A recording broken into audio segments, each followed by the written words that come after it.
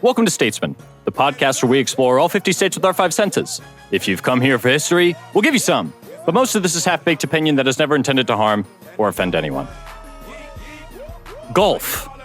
The green is lush there in the distance, under a moist and hazy blue sky in summertime when the ice-cold drippings from our chilled tea seem to decide to toss themselves from the wet surface of a cooled drinking glass.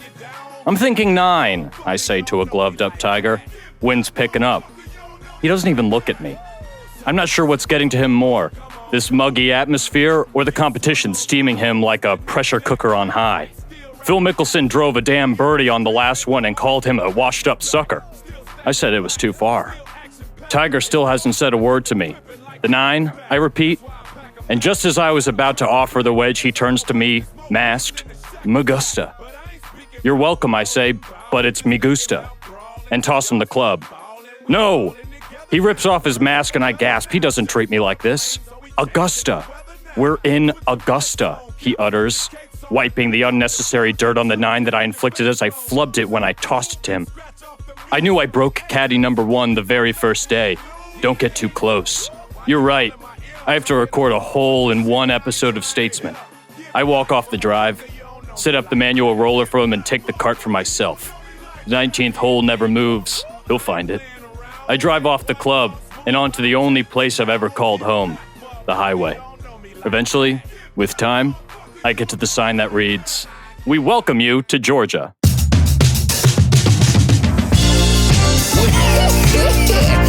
come them dang Statesmen boys again. I'm your older statesman, Tim Ferrari, along with my junior statesman, Anthony Rossi. Quarantine, but this was supposed to be the summer of Georgia. And Stuart Highcar. Georgia, think they'll have rabbits on the farm? What do you think of that? Was that Of Mice and Men?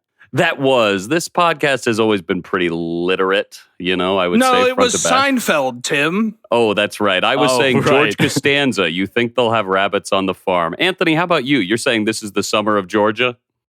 I clearly not. Summer was erased. We're in the fall, baby. It's October already. Oh, October. man. My favorite month. My birthday month.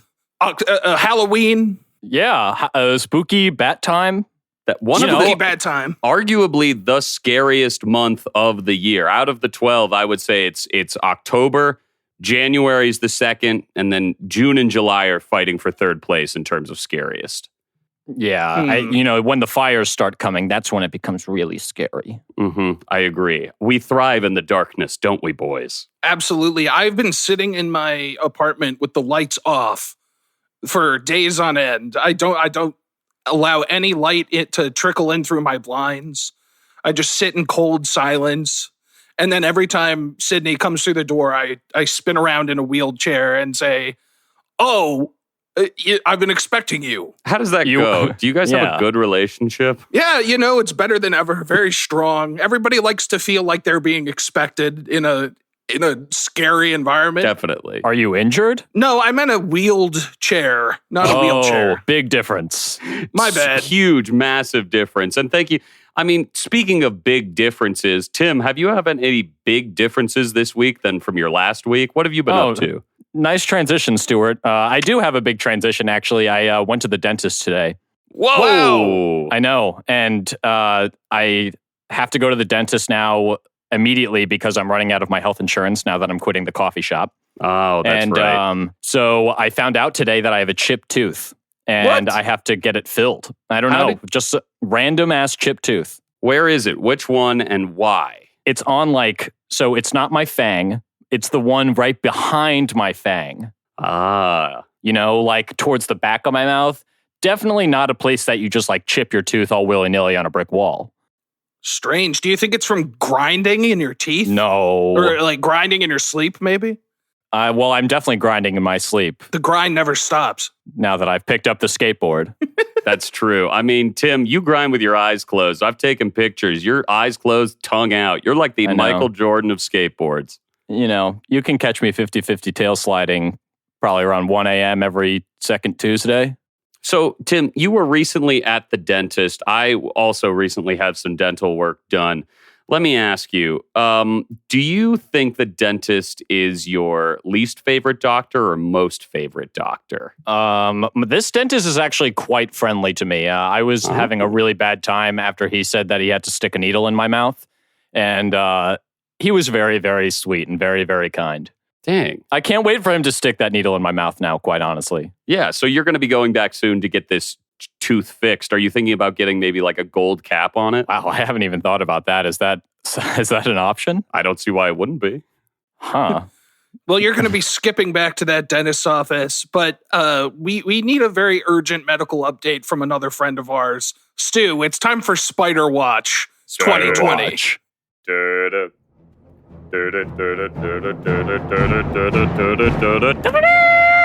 Bite.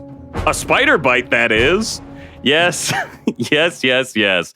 Spider Bite episode 3, and what I will call the close of the trilogy. We have come so far, we've tried so hard, and in the end, the spider bite has scarred me forever. My leg has a very small, bloody slit in it now that at some point will heal up into a little scar. But there is some nerve damage around the hole. There's a bunch of skin. Tim, you were just talking about getting a needle in your mouth. You know when you get Novocaine and you feel your lips and you're like, these aren't my lips, fella. You know, like it feels like somebody else's lips. Like, yeah, you have a classic Weekend moment. You're like, I can't feel my face. Classic Weekend radio hit. Classic Weekend moment you have. And I mean, like, put me under the blinding lights and light this leg up because it's gross. It's disgusting. And the nerve damage makes it feel like around the hole. It's not my skin, and there's still a lump under the skin, and it's not great, but I finished up my antibiotics, and I think this is going to be the last update we have until we get to the game segment. I mean, that's going to be spider-based as well. But you know what? I'm not here to talk spider bites, okay? We got to the third part of the story. For those who really want to know more about spider bites, send me a DM. I'm answering all of them. I've got 8 hands typing on a keyboard, so it's faster than normal. But Anthony, I want to know a little bit about your week. You said you've been sitting in the dark for a while. Now, as someone who's turning into a spider, that sounds pretty cozy. Yeah, it is. It's definitely been cozy. I'm trying to think of like one thing that has happened lately. And honestly, not much is coming to mind. My quarantine life is very boring. I do a lot of the same shit over and over. I guess the most interesting thing is that Tyler, the creator, released a new ice cream through Jenny's. So I walked over to the Jenny's near my place, and it was very weird. It was like going to a bank where I had to withdraw 1 pint of the new Tyler, the creator flavor. But it's like blood orange and blueberry. Ooh. And it honestly just devolves into Danimals very quickly. Like it's very yogurty. So, you know, that's really all that I have to offer you. But, you know, it's a Tyler, the creator flavor, so it's safe to say I was gobbling up that ice cream, Stu. Oh, my God. Camden looks like he wants to disconnect this call so badly right now. So badly. What's cool about a Tyler, the Creator ice cream is that you can also say that it's the kind of flavor that I'd want to wolf down scoop after scoop. Please stop. Golf wang. Guys, wow. I don't know what I'm more pissed about, the jokes or the fact that Stu's story, Spider Story, isn't going to come to an actual like resolution. We don't know who the murderer is. Who is the culprit of the goddamn spider bite? You wanted me to bring a spider on the podcast to ask him about why he did the things to me? It's systemic, Tim. The spider bites because I am where the spider lives. No, I want justice for you, Stuart. This is ridiculous. Disagree. I think this is a real Godfather style trilogy where the third installment is the best. The what? Yeah, and the second installment jumped around in time quite a bit. Okay, well, whatever. Let's introduce our guest, shall we? Agreed. Yeah. Good idea. They're formerly the tallest man in Chicago, now the tallest man in California. Please welcome Alan Giles. He, him, his. Oh, God. All right. I got GarageBand up and I'm ready to record. Let's do this. Alan, you're doing great, bud. Just make sure you hit that red button on the top of the screen and look straight into the camera with both eyes. All right. Let's go ahead and get it started. Alan, thanks so much for being on the show. Oh, I'm so happy to be here. I apologize to the viewers for my lag, but I assume that's going to get edited out anyway. So thanks, Statesmen. Our incredible super producer, Camden, is going to be able to fix quite a bit of this, but no need to fear because with the incredible gamer crowd that listens to our podcast, they're pretty used to lag, all right?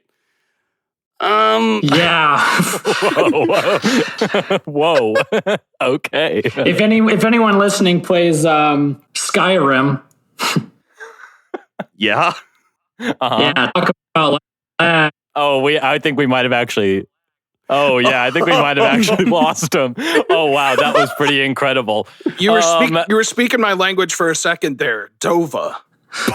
Stop. Oh, we don't boy. have to do this. Yeah.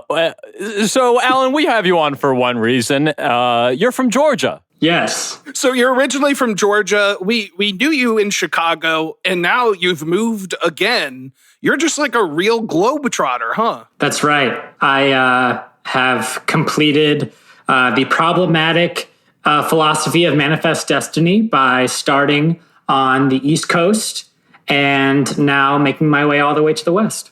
Is that something that you planned on doing? You know, kind of following the settler mantra, as it were? I mean, I definitely, once I got a taste of the metropolitan lifestyle in Chicago, I knew I wanted to be a coastal elite. There wasn't really a preference on which coast, though, so this is just where I am now. But, it could always change. I have missed having coastal elites on the podcast so much, I can't wait to have not just your opinions, but also the fact, knowing that your opinions are correct really helps with everything we're talking about today. Especially, you're bringing opinions from the South, the Midwest, and now sunny California, the surfer state, they call it. Out of the three places I know for sure you've spent quite a bit of time, Alan, which is your favorite? Well, that's a complicated question, Stuart. I mean, Georgia is, that's my upbringing. That's my childhood. I have a lot of, obviously, I'm sure you touch a lot on nostalgia as you talk to people about their hometowns, home states. And then California is the present. But then Chicago is where I feel like I became like an independent person, you guys also went to college in Chicago. I went to college in Chicago. It feels like where I sort of grew up from being a dopey teenager who doesn't know anything to a guy in his 20s who knows a little bit. And because of that, I feel like Chicago probably has the biggest space in my heart right now. So, Alan, maybe try taking us back to those dopey years of you living in Georgia before you had grown into the tallest man in Chicago. What was the man that was becoming the tallest man doing in Georgia? So I grew up in Columbus, Georgia, which is on the Alabama-Georgia border. It's right on the Chattahoochee River, which separates the two states. And I did a lot of I went to school. I went to church. I went to a lot of church. Growing up, I went to, my family was very involved in the First Presbyterian Church. And also I did a lot of local theater because there was a local theater called the Springer Opera House that I grew up going to. Jerry. That's right. It's Jerry Springer's Opera House. Famously, Jerry Springer did open his opera house in Georgia. But it was a lot of that. I would say ultimately in Georgia, I did a lot of church and a lot of community theater. That sounds nice. I mean, in terms of community theater, were there any works or masterworks, as you may call them, that you churned out down there that you really look back on and you think that's a role I wish I could carry with me every state I moved to on my resume so people could know I was Curly. All right, in the Springer Theater. Yeah, I do. I definitely do.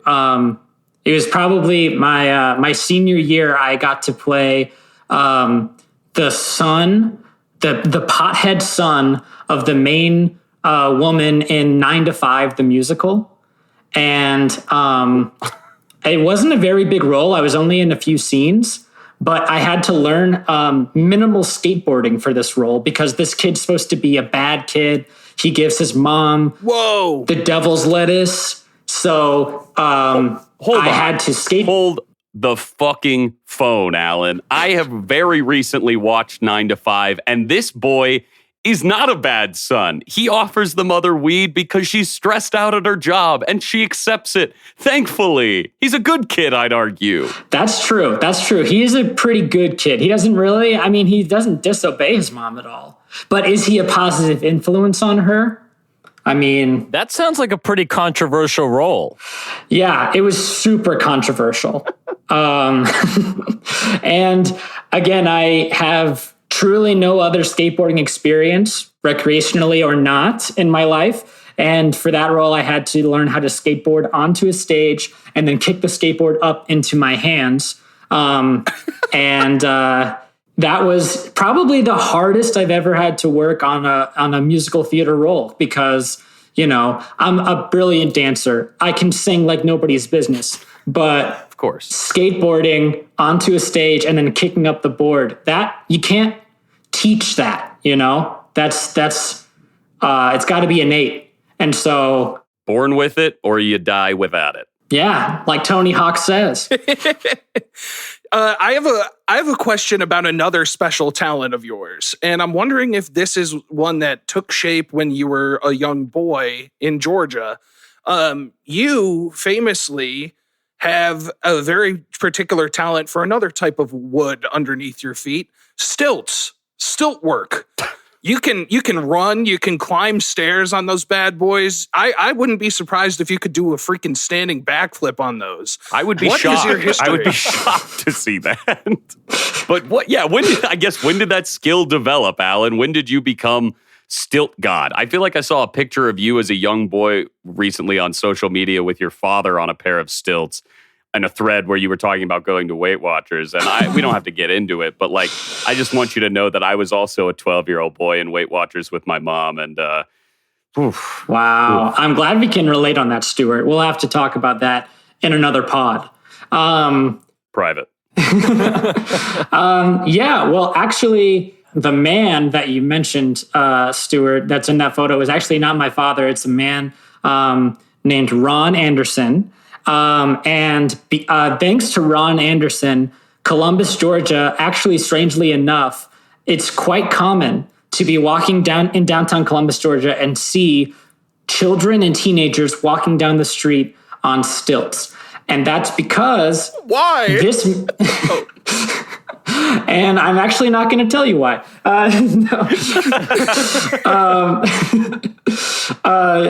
It's because the trees are so tall that you can't pick apples. No, it's actually because, so this man, Ron, who was a mentor and a hero of mine and many other people from Columbus, he actually founded the Springer Theater Academy. So the aforementioned theater that I did a lot of shows at, he created basically a summer camp for kids to get them involved in theater and stuff. He's basically the reason that I started performing in the first place. Oh. And he had a stilt walking and stilt making class that you could take.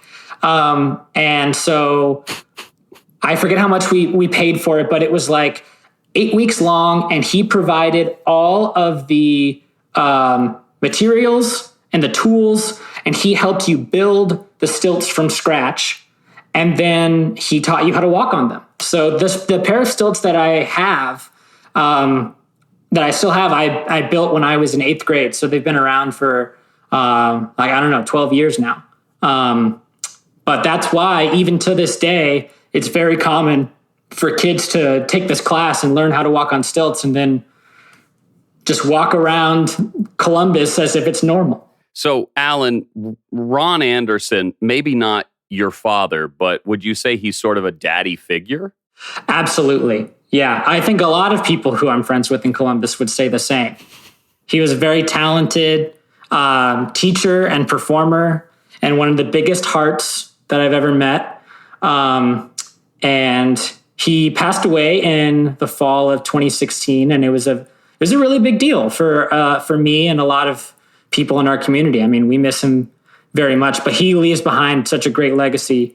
And I'm being completely genuine. I mean, he's like truly like one of the most inspirational people I think I've ever met. And I think about him all the time. I mean, Alan, I truly didn't mean to. I feel like now this daddy joke I just met is rough, but he seems like a wonderful person. I feel like a lot of us performing kind of weirdos have that one person who we met as a kid who was like, it's okay to be that thing, you know, and who let us sort of explore that side of us.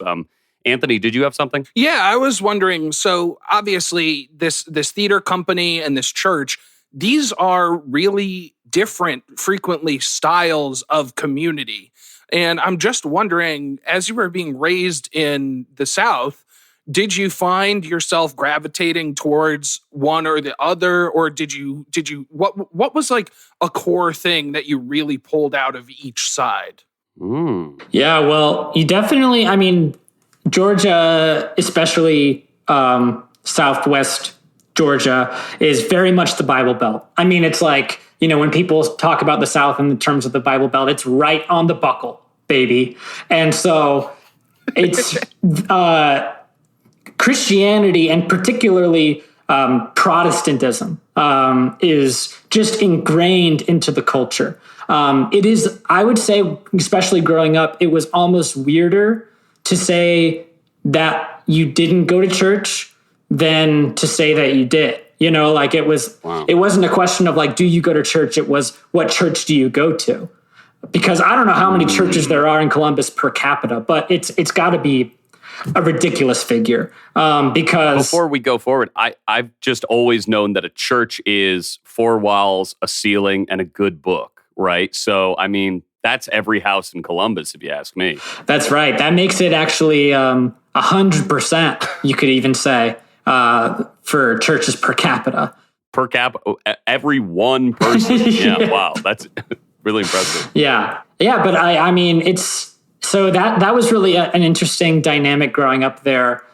Is seeing how the church kind of bleeds into the other parts of your social life, because it really is your social life. I think a big reason why people go to church so much in these areas is, you know, besides their own personal beliefs and faiths, it's also a way to routinely be around people and meet people and have positive friendships. Like I remember a big part of my high school was being in the youth group and like being in the church band and whatnot. And so, it becomes a very big part of your social scene, almost in the same way that until recently, the Chicago comedy theaters would be these buildings where people would congregate and you would make these friendships and different interactions with acquaintances and whatnot. Is that something that you think that you've kept from Georgia that you've brought into Chicago and California? Not the sense of like, you know, meeting in a place in a community, but rather more specifically your church experiences. Have you brought that to Chicago and California? You know, not so much. As far as attending a church regularly, I remember I tried attending church throughout freshman year at Columbia, and I found that when it's me going by my own volition and not me being driven by my parents because they woke me up at 7 a.m. on a Sunday, it's surprisingly a lot harder to convince yourself to go to church, especially when you learn about this thing called going to parties on a Saturday night. Wow. And so, so I haven't found that I've carried that aspect too much with me outside of Georgia. I mean, Alan, you are known as kind of one of the biggest party monsters of Chicago before moving. And now, I mean, soon to be one of the biggest party monsters in California, certainly where I would say the epicenter of partying is. But After a big party, sometimes the next morning you can wake up feeling a little dead. And that sort of brings me to the question I wanted to ask you, which is, having left Georgia and left Chicago and now on the West Coast, would you ever think about moving back to Georgia, maybe back to Columbus, your hometown, to spend some of your twilight years, or maybe even go there to die? Well, that's a great two-part question, Stuart. I'll tell you something that I am admittedly obsessed with, and my family and my close friends from Columbus know this about me, is that I do have a love and appreciation for Columbus. And whenever I go back home, I always find myself becoming obsessed with different small business ideas that I really want to open in my hometown. And call me a capitalist freak, but it's true. I mean, I find myself in the other places where I'm living, like whether it be Chicago, California, or other places I visited, finding these types of, whether it be like a restaurant or a store or something. And then when I go to Columbus, I look around and I think, that kind of thing isn't here yet. I feel like I could open that kind of thing here. But then, I turn to my dad and I'll like monologue to him for hours about how, like, where I'd open the business and what I would sell and how I do it. And he always says, yeah, Alan, but you're never going to live in Columbus again for the rest of your life. And I'm like, well, maybe you're right. So that being said, it's something that I consider a lot, but in the context of to go back specifically to be an entrepreneur. Wow, what an outlook. This guy wants to link and build. That's right. All right, well, awesome. Let's link and build our familiarity with Georgia through the five senses. What do y'all say? Absolutely. Wow. That sounds great. Awesome. Don't sound so enthused, Stu. So we're going to go and explore Georgia with all of our five senses. But before we do that, I believe Stuart has a game. That's right. And this is sort of tied into the final segment of the Spider Bite journey. Now, for everyone on the pod, you'll know that there was a food, you had to get a food for the taste segment. There's a smell associated with the smell segment that we had to get you to retrieve. And then I also brought by a small mason jar full of daddy longlegs spiders. Now, each of you should have a medium to large size mason jar with a bunch of spiders. And this game is called Ethical Spider Handling. And it's pretty simple. We're just going to be opening the jar and sort of playing around with a big ball of spiders, sort of one hand to the next hand, tossing them back and forth. And we're going to be sort of judging the winner on how many bites are delivered, who reacts to them. This sounds terrible. I'm sorry, what? We're going to do this? We're going to unleash spiders into our respective homes? Anthony, what did you think was going to happen when I brought by the big mason jar full of spiders? I can't even see through this mason jar. I thought it was full of soot. You're telling me that these are all squirming legs of daddy longlegs? It's that thick with spiders? I had to lie to Tim and tell him that it was just a big jar full of hair. I don't want to do this. You don't want to do it? I'm a solid nay.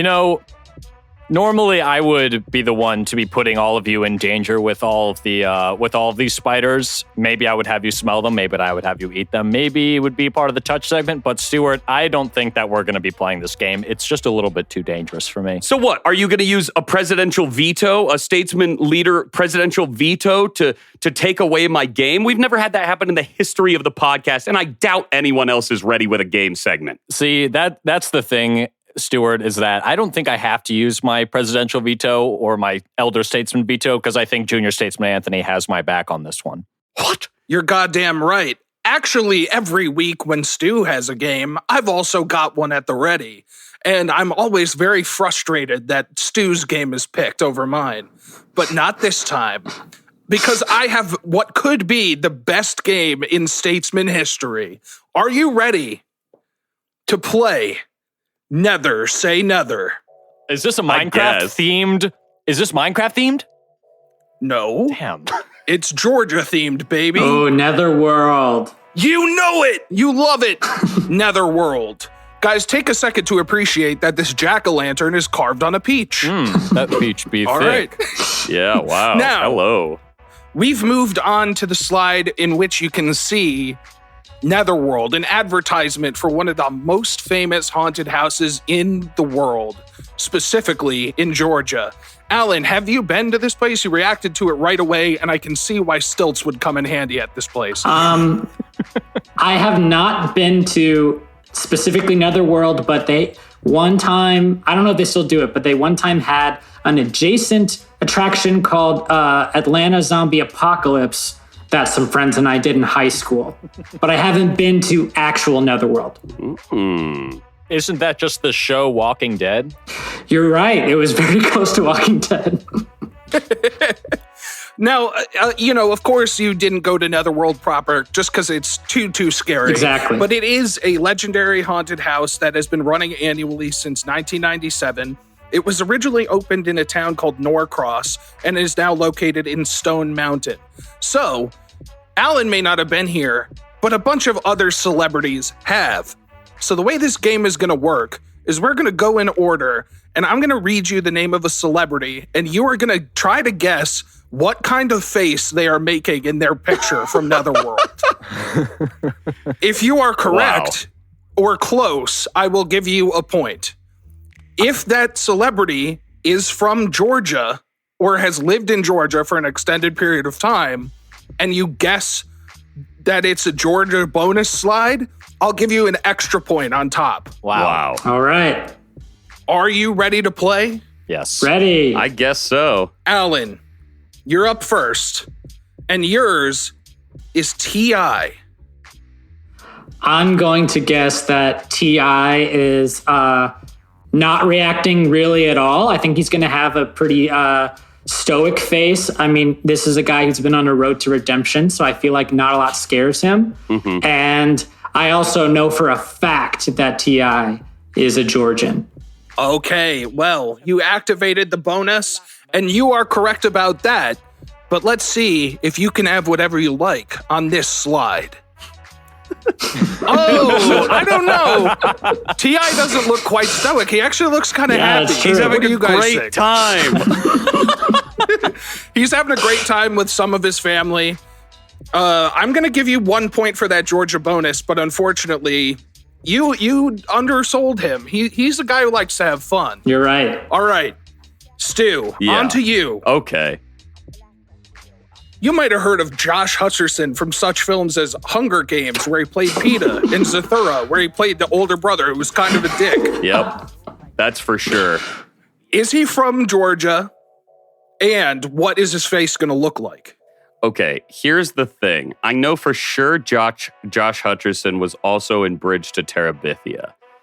Bridge to Terabithia is set in an idyllic, I want to say southern town. So I'm going to say bonus, he is from Georgia.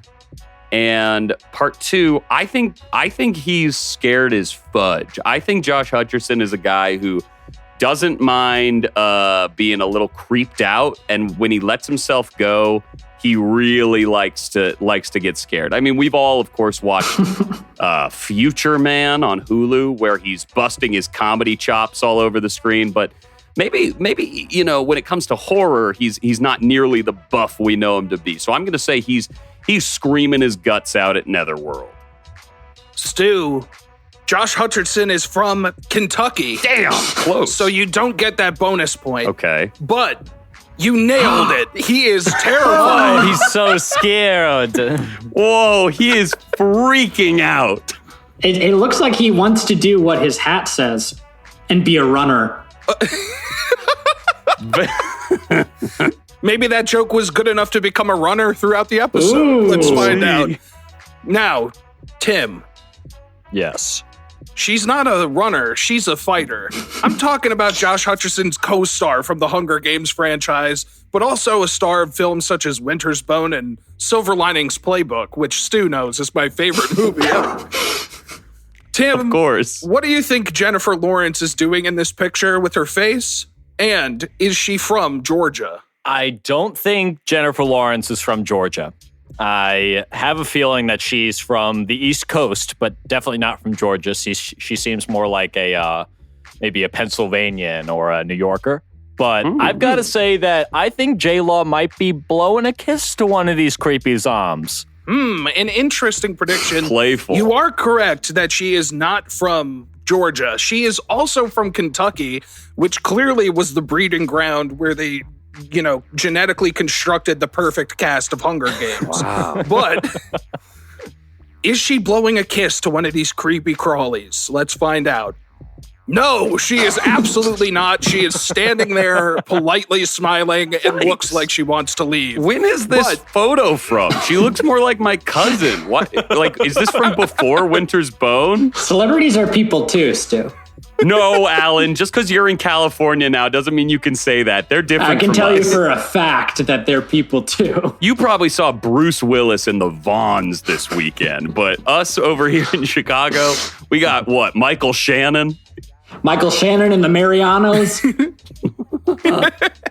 So, Tim, unfortunately, you get 0 points for that because that was not an active bonus, and she is not blowing a kiss. But she has visited multiple times. Just so you know, there is an alternate photo I could have used. So you got it. You got off easy. She's also not blowing a kiss in that thanks one. for letting us know. All right. Just so you're aware, I want to be fully upfront with you. All right. Now, Alan, I know that you're into the WWE and you love Chicago. So, of course, you're a big fan of CM Punk, the straight edge legend. Now, what is he doing in this photo, and is he from Georgia? Well, if I'm being completely honest, I don't even have an image that comes to mind when I hear the name CM Punk. So what I'm picturing is something close to Vin Diesel, which is a very buff, white, bald man. And I'm just going to have to see if I'm right about that part. As far as his reaction to Netherworld, I think that he's not scared, because if he looks like Vin Diesel, he's probably going to be trying to be scary himself. I think he's going to be looking like a scary monster. And I'm not sure that he's from Georgia, but why not? Let's say he's from Georgia. All right, he is not from Georgia. Damn. CM might stand for Chicago made. He is famously and rabidly from Chicago, but and he does not look much like Vin Diesel. But I'm going to give you credit. He looks very intimidating in this picture. All right, so you get 1 point. He looks kind of like Will Forte. Honestly, one of the scariest things about these pictures is the gigantic smoke clouds that monster in the back is puffing out. That's a pumpkin, Yeah. I think. Yeah, the devious jack-o'-lantern boss. Puffo-lantern. They hire a teenager to vape behind the thing. That's how the smoke comes out. Wow, Alan, you were probably the first in line to get that job after your role as Stoner Son in the 9 to 5 musical. Yeah, but I was doing bong hits. Damn. Bigger clouds, my friend. Milkier clouds. Now, Stu, Yeah. your next celebrity is one of your favorites, somebody that you strive to be exactly like in life. Slash from Guns N' Roses. Oh, yeah, absolutely. Okay, I thought this was going to be a joke, but yes, I do think Slash is someone we can all look up to. Now, he is in a haunted house, but I will tell you, he does not have his axe with him. What is his face looking like in that photo? If I know Slash, he's a guy who doesn't love to show much emotion. Kind of his whole deal is that he's this sort of stoic, weird, like statuesque, perfect man with one nose ring, curly hair, big hat, sunglasses. But, I thought I knew what Jennifer Lawrence was going to look like. And then I was met with my cousin. I'm blown away at how much that looks like my cousin. So I'm going to go ahead and say that, first off, Slash is from Georgia. And second off, I think Slash is going to be growling at the camera, just doing like sort of a half like rah kind of thing, but like playfully growling, A sexy little snarl. A sexy Interesting. snarl from the king of guitarl. Wow. Well, let's see if you're right. And you are wrong. In fact, Slash is not from Georgia. He is from across the pond, mate. Yeah, that's right. He's from Paradise City. Oh, right. London. Okay, cool. Yep. And about that snarl, well, let's find out by checking this picture. No, he's just smiling nicely. He looks like a nice guy. You know in this who looks pic. a lot like Vin Diesel? Yeah, that is true. He really has like a kind of thumb-shaped head in this pic because his hair is pulled back. I do want to point out, though, I have that necklace, and it's nice to be validated. Yeah, 'Cause it's a you're very a huge cool- fan of like Jurassic era water sharks, right? You're like megalodons are bigger. That's your thing. Absolutely. Well, what's convenient about those necklaces is they can be used as emergency guitar picks. Wow. Absolutely. Now, Tim, it's time for your pick. Sure. All right. Do you have the absolute stones to guess what two-time Super Bowl champion wide receiver Hines Ward is doing with his face in his photo? Oh, yeah. Save this one for me. I love football. Hines Ward's. Absolutely. I'm just going to say it. He's from Georgia. And the face that he's giving, I think this dude's terrified.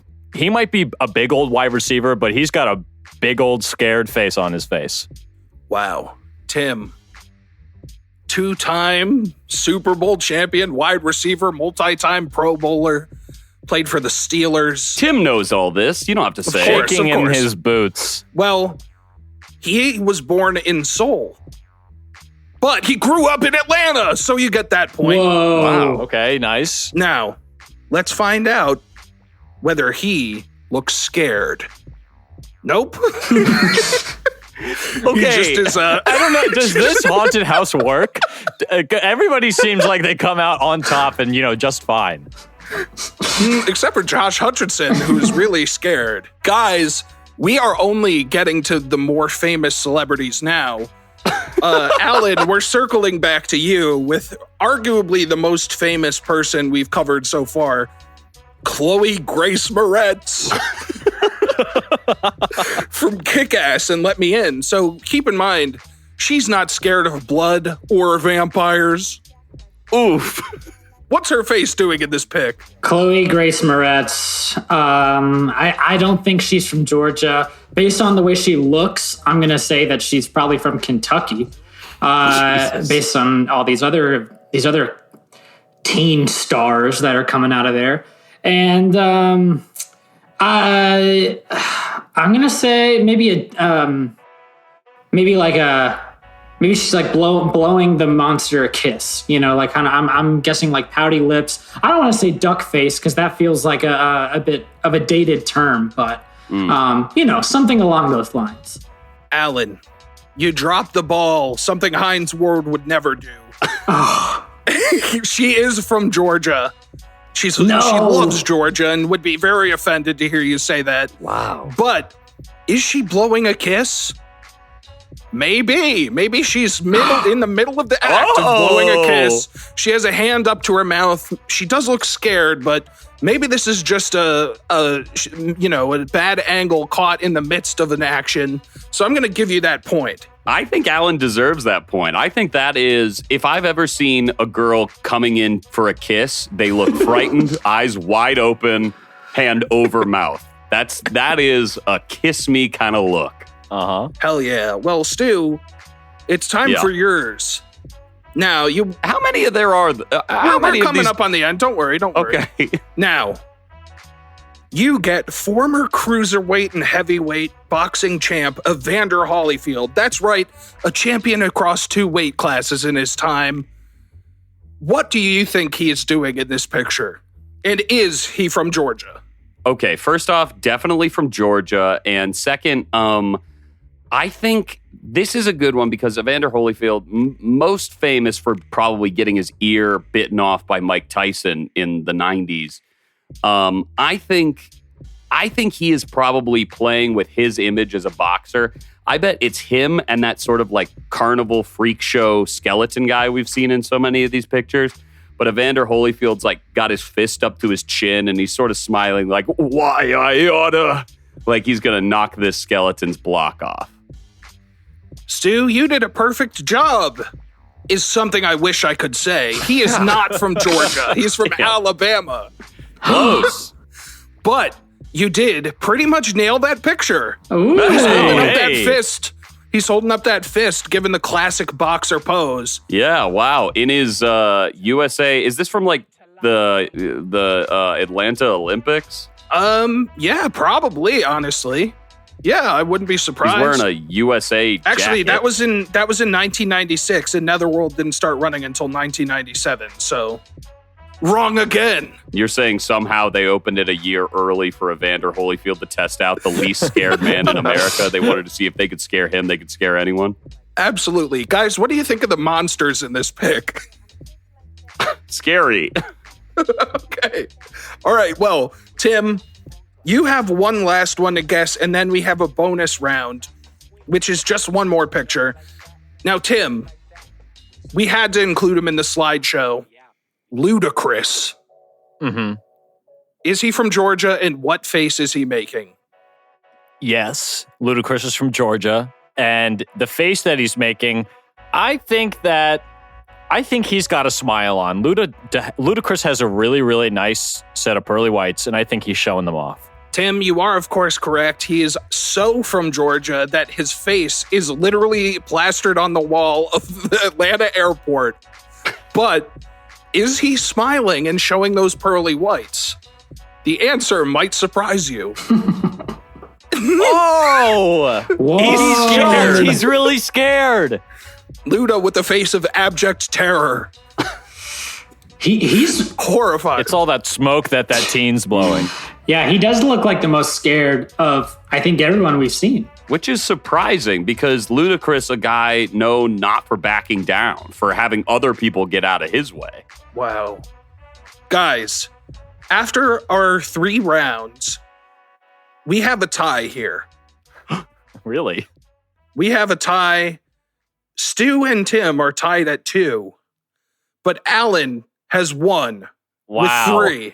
Oh. But there is one of the most iconic Atlanta celebs remaining. And Alan, you've already won, but I want to see if you can add 5 points to your score by telling me, what is Andre 3 Stacks 3000 doing with his face in his picture? Wow. Now, I will warn you, it is of a distinctly lower quality than any of the images we've seen so far. Oh boy, well, Andre 3000, the unofficial mayor of Atlanta, he's a quirky guy, you know. He's always been really abstract, really avant-garde. So when he went to Netherworld, I feel like he's got to be doing something really weird with his face. You know what? Okay, I'm gonna say he's got really big, wide eyes and an open mouth smile, like a really big open mouth smile, almost like here's Johnny in The Shining. Okay, I think he's got a here's Johnny face. Yeah. Wow. Here's Johnny, the scariest person in The Shining, I think, personally. Yeah. Wow. Well, here's Andre. And no, he just looks fucked up. Yeah, it turns He out looks Inebriated. Yeah, he was the one who was smoking those giant smoke clouds. That's right. Oh. Just throwing up the deuces and chilling with the gargoyle. Chilling with my goils. and the mannequin lady, the terrifying mannequin woman made of porcelain. Guys, that was Nether Say Nether. Did we just have the best time ever? Yeah. Yeah. So much fun, Anthony. Really, really great job coming up with that game. I'm really disappointed that there were no Minecraft references, but, you know, that's just how the cookie crumbles, I suppose. Let's move on to exploring Georgia with all 5 senses. To start, I'm going to start setting up just a little segment that we're going to start doing, just so these episodes don't last until the middle of the night. It's called the stopwatch segment, where I just hit start on a stopwatch, and if it runs over a time that I think is too long, we're just going to move on. Absolutely. It's important. A lot of people, when we brought this up, were angry. A lot of the people on the Statesmen board were furious. They were saying, how could you ever cut down on the length of the podcast? It's the most important part. Tim has started the timer. But I will say that we all have a sense of what time it is. We have a sense of time. And I would say that is the sixth sense. It is time, Time. And we should always be considering that when we're exploring the five senses of a state, the sixth sense being the fourth dimension, time. Time. So, let's start smelling Georgia. What I've asked you all to do is to assemble or find an item from a particular place. And we're just going to start giving it an old whiff. So I'm going to go get mine. It's in my little bag here. Anthony, I'm going to start with you. What did you end up bringing to this smell segment? I should tell you what I've got? Yeah, go ahead and tell me what you got. I bet we all have something a little bit different. I've got a big old orange box of tools, and I'm taking a deep whiff. These came from out of the closet where I keep my coats in the front. Definitely kind of a utility closet that you don't really visit much unless you need something particular. And, I've got my prominent hammer here. I've got my wrench, a bunch of drill bits. And, my favorite drill bit, not available in this box. Taylor. Exactly. I will say it smells very metallic. It smells a little bit rusty, although I'm not seeing that on any of my tools. I was concerned. And it also smells a little bit musty, but more on the outside of the container rather than the inside. Interesting. Alan, what did you end up bringing for your smell segment? Well, is this where I'm supposed to talk about the piece of wood? Yes, I believe it is. I guess that's what you got. All right, great. So I brought the only wooden thing in my direct vicinity, which is a ukulele. And this is a Kala tenor size ukulele. And, it smells very, very woody, of course. It smells a bit plain, I'm going to say right now. And there's a faint smell of polish, of wood polish that was probably used on this at some point. Tim, I bet your apartment has a bit of a smell similar to that because you ate that sausage beforehand. Maybe a smell of a Polish. Alan was grabbing the neck of that thing, and you could just tell that he was holding himself back from covering WAP on our podcast. Uh-oh. Oh, no. Yes! 5 white guys, 1 Zoom call, 1 ukulele. Oh. Well, you done me, and you bet I felt it.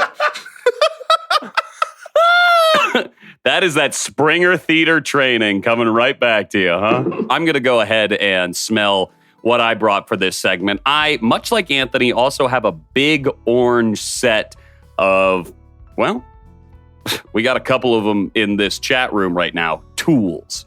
That's right. Wow. I said it, all right. So this is a big set of tools. I'm going to try and hold it up so you guys can. Oh, God, look at that. Wide. That's a wide set of tools. A lot of tools there. We're talking about, clamps, screwdriver, level, box cutter, scissors, measuring tape, a couple of kinds of wrench, hammer. Hey, this might be a little bit funny. I really didn't think I had something stolen in this box, but Alan, I think these are yours. That's right. My last name is Wrench. Okay, well, all right. So I have gone ahead and smelled this toolbox, and man, it smells really plasticky, and these are also kind of old, so it kind of has like a sweat smell to them. I don't know if that's just like the sweaty palms that have held them while I've done, manual labor at all my past apartments, all the renovations I'm known to do when I move in. You guys remember our last place. I you couldn't keep me off the walls. I'm just trying to get things level. I'm just trying to like put in new shelves. I'm trying to. It was just a retile after a retile after a retile. I mean, like every single one of your guys' rooms when we moved in, barely any natural light. And when we moved out, boom, boom, boom, triple bay windows, baby. So, Stu, with your spider bite, it's going to be even harder to keep you off the walls. Okay. Well, these tools smell bad. Definitely a smell of metal, much like what I imagine space smells like. So like metal and sweat. But Tim, why the fuck am I smelling this? Well, would it be a surprise if I told you that Home Depot, our favorite store when we were all kids, is headquartered in Georgia? What? Whoa. And you probably got all of these tools, this piece of wood, and maybe even that ukulele from Home Depot. Damn. Yeah, I mean, probably. I bet whoever crafted that fine instrument headed over to a Home Depot and bought the gorgeous mahog that it's made out of. I didn't get the actual ukulele from Home Depot, but whenever I need it restrung, I go to Home Depot. Really? Yeah. Yeah. You pick up strings from Home Depot? Yeah, and they have a guy that'll do it for free. Wow, that's actually really, really good to know for all the musicians out there who are looking to get their stringed instruments restrung. Yeah, not just Forget about ukuleles, guitar pianos, timpanis, anything. Wow, Timpanis. a timpani. Okay. Famously not a stringed instrument, but so it goes. I brought in some fuel. I actually brought in some 50-to-1 mix gasoline for your leaf blower, chainsaw, or handheld lawnmower. Oh, yeah. Hey, don't smell that. No. It just smells like metal. I'm not actually going to open it up. That might make me really high.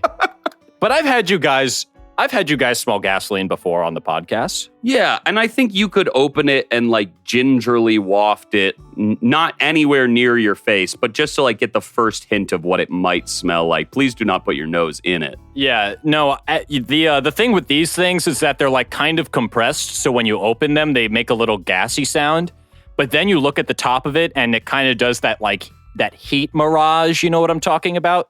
Oh, when it yeah. comes out, it's really nasty when it does that coming out of the mouth of a bottle. Yeah, God, I know my girl about to get nasty when I see those heat lines coming off her butt. Damn, dude. Mm-hmm. God. To bring the listener back for our live show a little over a year ago, Tim did have everyone on the pod in front of a captive live studio audience. Captive. Huff gasoline. Oh, huff. Off of A rag, yeah. It was off of a rag, okay? okay. God, So, huffing gasoline. We've just come so far, It's been what an anniversary it's been, and what a way to celebrate with another smell of gasoline. But it seems like what we're trying to do is conglomerate all the smells of, a Home Depot, that work store, the big orange roof. We've all been to a Home Depot. Alan, being from Georgia, does Home Depot have a special place in your heart? Is there perhaps the biggest Home Depot in Georgia? I don't know if there's the biggest one, but I certainly went to Home Depot a lot growing up. It's where we'd get our Christmas tree. It's where we'd get our paint and our wood to build the sets for our theatrical productions. So I went to Home Depot a lot. I always found that Home Depot had the most distinct smell out of any store that I have ever gone to besides a Lowe's, which has a very similar smell. Interesting. Would you say that it has a very distinct smell to you? Certainly. It's definitely one, mostly, I'd say, of fresh lumber. And then also, if you're standing within a certain proximity of the garden center, you might get a waft of soil and other plants. Well, there's one other smell, and certainly this is going to have to do with your proximity to the front of the store, but my Home Depot always had a man selling hot dogs. Oh, yes. So I feel like that hot dog smell and that hot dog water would sort of waft through the open front door in the winter and give me a warm belly feeling. Anthony, you got anything to say about Home Depot? Yeah, I'm just curious to hear, what's your guys' favorite aisle at Home Depot? I would frequently be stuck at Home Depot if my parents were looking for something, and I would be bored to hell. And I would just be, trying to occupy myself. Alan, let's start with you. Do you have a favorite aisle that you can pull from your memory? Well, my siblings and I, again, remembering, like you're saying, being kids and going with your parents and being bored as hell, we got a real big kick out of going to the toilet aisle and finding the toilets that were set up and pretending to use them.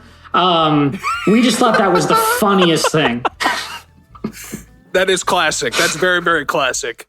I would do something a little similar, not quite as devious. I definitely eye those toilets, but I wouldn't really have a go-to observer for my number 2 jokes.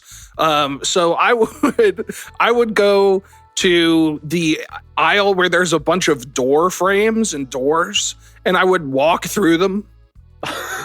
Oh, would you? A very cool visitor has arrived. Would you pretend to walk into different rooms of a house? No, it's all the same on the other side. So I would just like make different entrances and be like, "Hey, check me out. It's a cool guy." I was a big wood aisle kind of a kid, just hanging around the long strips of lumber. I thought those were really, really cool. And when you could see the guy cut them, I thought that was a lot of fun. And I would pretend to have like some sort of paintballing enemy on the other side of the Home Depot where I would have to set up my big wood fort. Oh, sick. Ooh, big wood fort. I mean, I think you guys know what my answer's got to be, and it is lighting fixtures. I loved, flicking them on and off, seeing how it would work, getting like light eye damage where you like stare at them a little too much and then you blink and you can like see the outline of the lights you were looking at. That was kind of my whole thing as a kid. Very neat. I also I was drawn to the aisle where there were all these different types of like axes and chainsaws and like big machetes for yard work and stuff, because I thought that was really sick. I wouldn't want to touch them, but I'd love to observe them from a distance. Well, those are all terrifying items. At least they can be, especially in the arms of, someone like at Netherworld. But what we need to do now that we're coming to the end of the segment, and Tim, thank God, I have a sense of the time. I think we need a way to rank these segments, and I think I have the perfect one. We've already started talking about spooky stuff, and of course, when this episode drops, it will be October, man. So out of the 31 days of Halloween, how many days should Tim's smell segment get, Alan? So if you give him a full 31, that's a spooktacular, but any less than that, and we'll figure it out as we go. All right, yeah, I'm going to go with a solid 25 days. Wow. I'm shocked that Home Depot was able to muster 25 points out of 31 points. That is so much. But thank you so much, Alan. We're going to move on to our next regular segment where we explore Georgia with not our noses, but with our ears. Oh, definitely, baby. You said it with confidence, and hit that stopwatch again so that we can have a sense of the time, because we might lose our time having this much fun listening to the hits of Georgia. I just lapped. Let me just make this clear. We're going to listen to 2 fantastic Georgia artists from the state, and then we're going to get a little bit more into the sounds of Alan's hometown, Columbus. Are we ready, Camden? Ready. All right. Let's hit our first song, and in case anybody in this room is a soldier, don't worry. This is the other kind of B-52. We were at the beach. Everybody had matching towels. Somebody went under a dock, and there they saw a rock. It wasn't a rock. It was a rock lobster. Rock Lobster by the B-52s is what we just heard. That's right, the new wave retro art pop band formed in Athens, Georgia. Alan, any love for the B-52s? Love them. I love them so much. I could stuff all the love I have for them in a shack, if you know what I mean. Okay, yeah, I think I understand what you mean. Some sort of adoration house. Well, while mostly remembered for frontman Fred Schneider's strange spoken word vibes, the band had a range of hits like Rome that focused more heavily on the harmonies of Kate Pearson and Cindy Wilson, those backup singers, very talented people. The band sought to create a thrift store aesthetic by snatching tiny ideas from multiple pop culture eras like 50s hair, 60s outfits, rock and roll guitar, and beatnik Sprechgesang, or that spoken word thing that you hear with them. The band formed in like the underground college world in Athens, and the success of their first EP in the late 70s was like massive among indie people. Even John Lennon claimed they were his favorite band and the group that inspired him to get back into music, whether that's good or bad. Some could argue that the B-52s did lead to his death. Since then, though, with 7 albums, all gold and platinum certified, plus a host of party anthems, it seems like these B-52s will never again fly below the radar. So, the B-52s, a very, very fun, silly band. Anthony, Tim, do you guys have any fun memories of the B-52s or your time dancing to their tunes? My favorite time listening to the B-52s is during one of my favorite episodes of Family Guy. Okay. When? What? You know when Peter sings Rock Lobster? Oh, yes. Yes. I think they sing A Rock Lobster, like the state of Iraq. Oh, it's a callback. Is that really the joke? That's the second time they do it in the show. The first time he plays Rock Lobster on guitar to cheer Brian up. The second time it's a callback joke, and he says a rock lobster, and it's a callback. Anthony, I need you to chill out right now. Anthony, thank you very much for coming to my defense on that. I'm the Camden of Family Guy facts, and I'm very upset by that. Yeah, I'm pretty upset too, Anthony. I love the B-52s. I always have. Fun, unique vibe. And it was the first time as a kid where I really found myself loving camp. Not sleepaway camp, mind you, but the concept of campness, camp, energy. That very specific, fun, silly weirdness that's theatrical and over the top. And I think Fred Schneider and, all the vocals on those tracks are just dynamite and so interesting and so different. And, the video for Love Shack was iconic as well. RuPaul was in that video in drag, which was very awesome. Early on. Yeah, really cool. And, obviously very meaningful for like the LGBTQ community. Really incredible, just fun party music that kind of shook the like table a little bit and got more people into that kind of fun sound, that new wavy energy. Yeah, Alan, do you associate the sound of the B-52s in any way with Georgia? Maybe it's just the eclectic fact of like how they gather so many different parts of culture. I don't know. How does it bring any sense memories to you of your home state? Certainly it does. I would say especially them being from Athens, it definitely feels like it captures the like collegiate spirit of Athens and the University of Georgia, which, continues to be like a pretty big hub for that kind of indie music. Because there are lots of other really good indie rock bands that have come out of that area since then. And definitely, something that really anchors me to Georgia from the B-52s is in Love Shack when they say, heading down the Atlanta highway, looking for a love getaway. I mean, that's just, what else are you doing? When you're driving down the highway in Atlanta. Story of your life. You're looking for a love getaway. And I mean, that really just brings me back to just, sailing down the 185, I-85, I-285, and passing Waffle Houses on either side of me and just, vibing.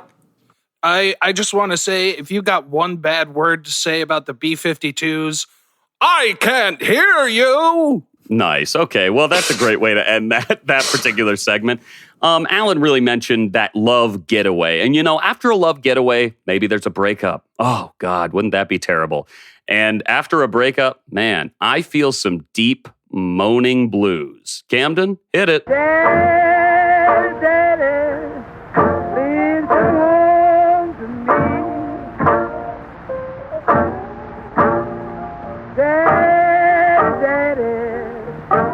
Come home to me.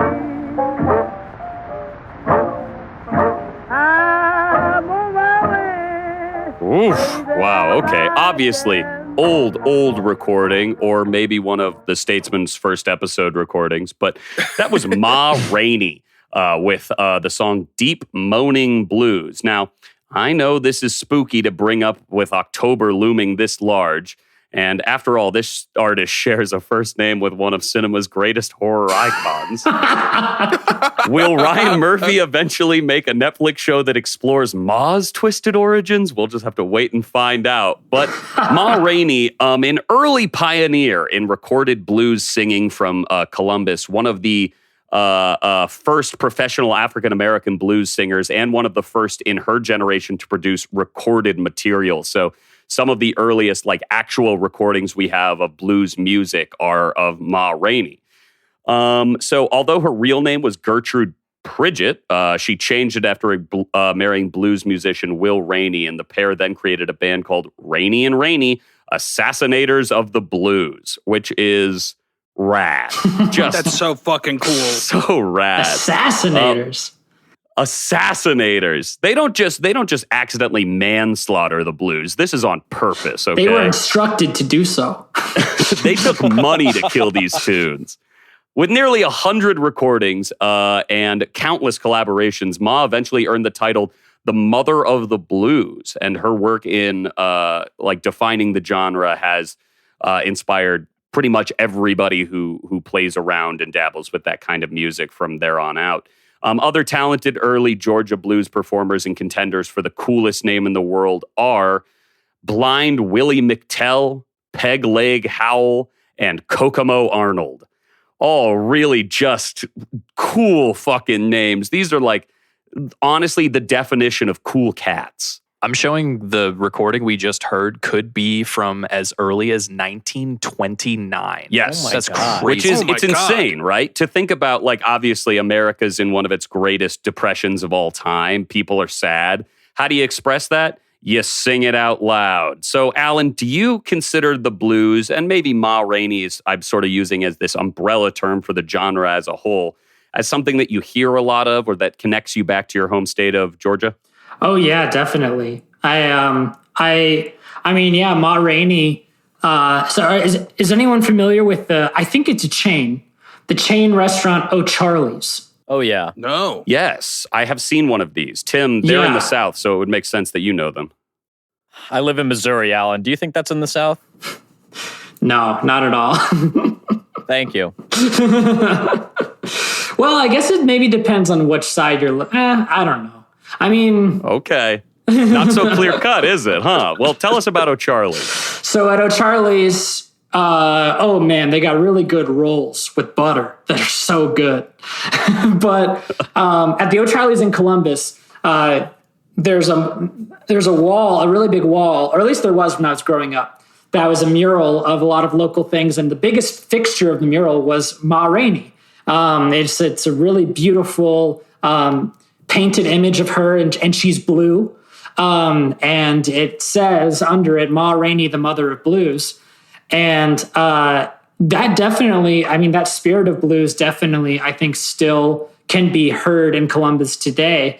There's a pretty popular bar called The Loft downtown, where my dad and some of his friends who are also musicians pretty regularly play blues rock in front of live audiences, and it's a pretty popular spot to just get a drink, get some food, and listen to people like the Neil Lucas Trio, or I guess he's the main one that I think of when it comes to blues rock. But yeah, they just rock out, and they're really good. Damn, sounds awesome. I mean, I think that is so cool to have a recording that's almost 100 years old of someone singing a musical style that is still pretty, I don't want to say prescient, but that you can still sort of hear in a lot of the genre. It hasn't changed too much since then. It still sounds a little bit modern other than the recording technology itself. But unfortunately, we do have to move on, even though we just got the incredible piece of information that Alan's dad plays in a band, and I'd love to get into it, and I want to buy a CD. But we got to talk more about your hometown before this segment expires, Alan. So I'm going to tell you some classic destinations in your hometown of Columbus, Georgia. And you're going to make the first sound that you associate with that place. Just make that sound out loud. You can explain to us why you made it afterwards. But I just want to say thank you to TripAdvisor for their top 15 things to see in Columbus, Georgia list.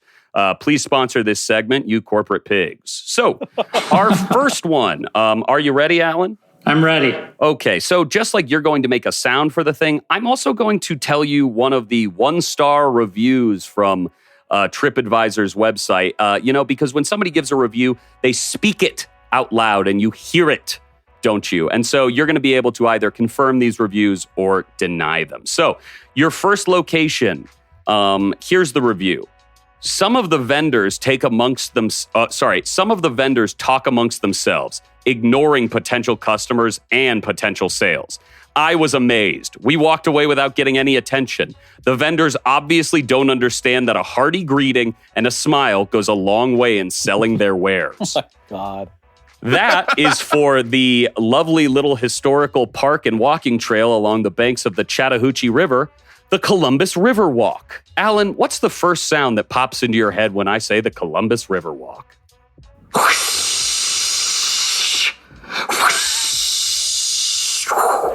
Oh boy, that's exactly what I'm looking for. Please explain what that sound is. That's the sound of the rapids of the Chattahoochee River. Specifically, I would say the Cutbait Rapids, which are a Class 5 rapid, the most intense it can get. It's something like one of the most intense rapids in the Southeast or something. But it has a crazy turnover rate as far as flipping people over, and I think someone died on it. Like last year. No. Oh, no. If I'm not mistaken, the Cutbait Rapids are named after the thing you're supposed to do when you got Jaws on the line. That's right. Okay, we'll just go ahead and move on. Well, I guess before we do you think the people who work at the vending stations there need to understand that a hearty greeting and a smile goes a long way in selling their wares? I don't even know what vending stations they're talking about. To me, the Riverwalk, it's just a really long, beautiful sidewalk that goes to an island. Okay. And there's a river. So I don't know what vendors they're speaking of. Interesting. Okay. Again, not my review. Who knows? All right. This next one. The review for this place is nice military discount, but not worth my time. Very boring. Not much to see. I would not at all recommend this to anyone. And I think the remote control cars was the most interesting thing there. Of course, this is an educational experience with gallery exhibits and a space mission simulator. This is the Coca-Cola Space Science Center. Alan, what's the first sound that comes to your head when I say Coca-Cola Space Science Center?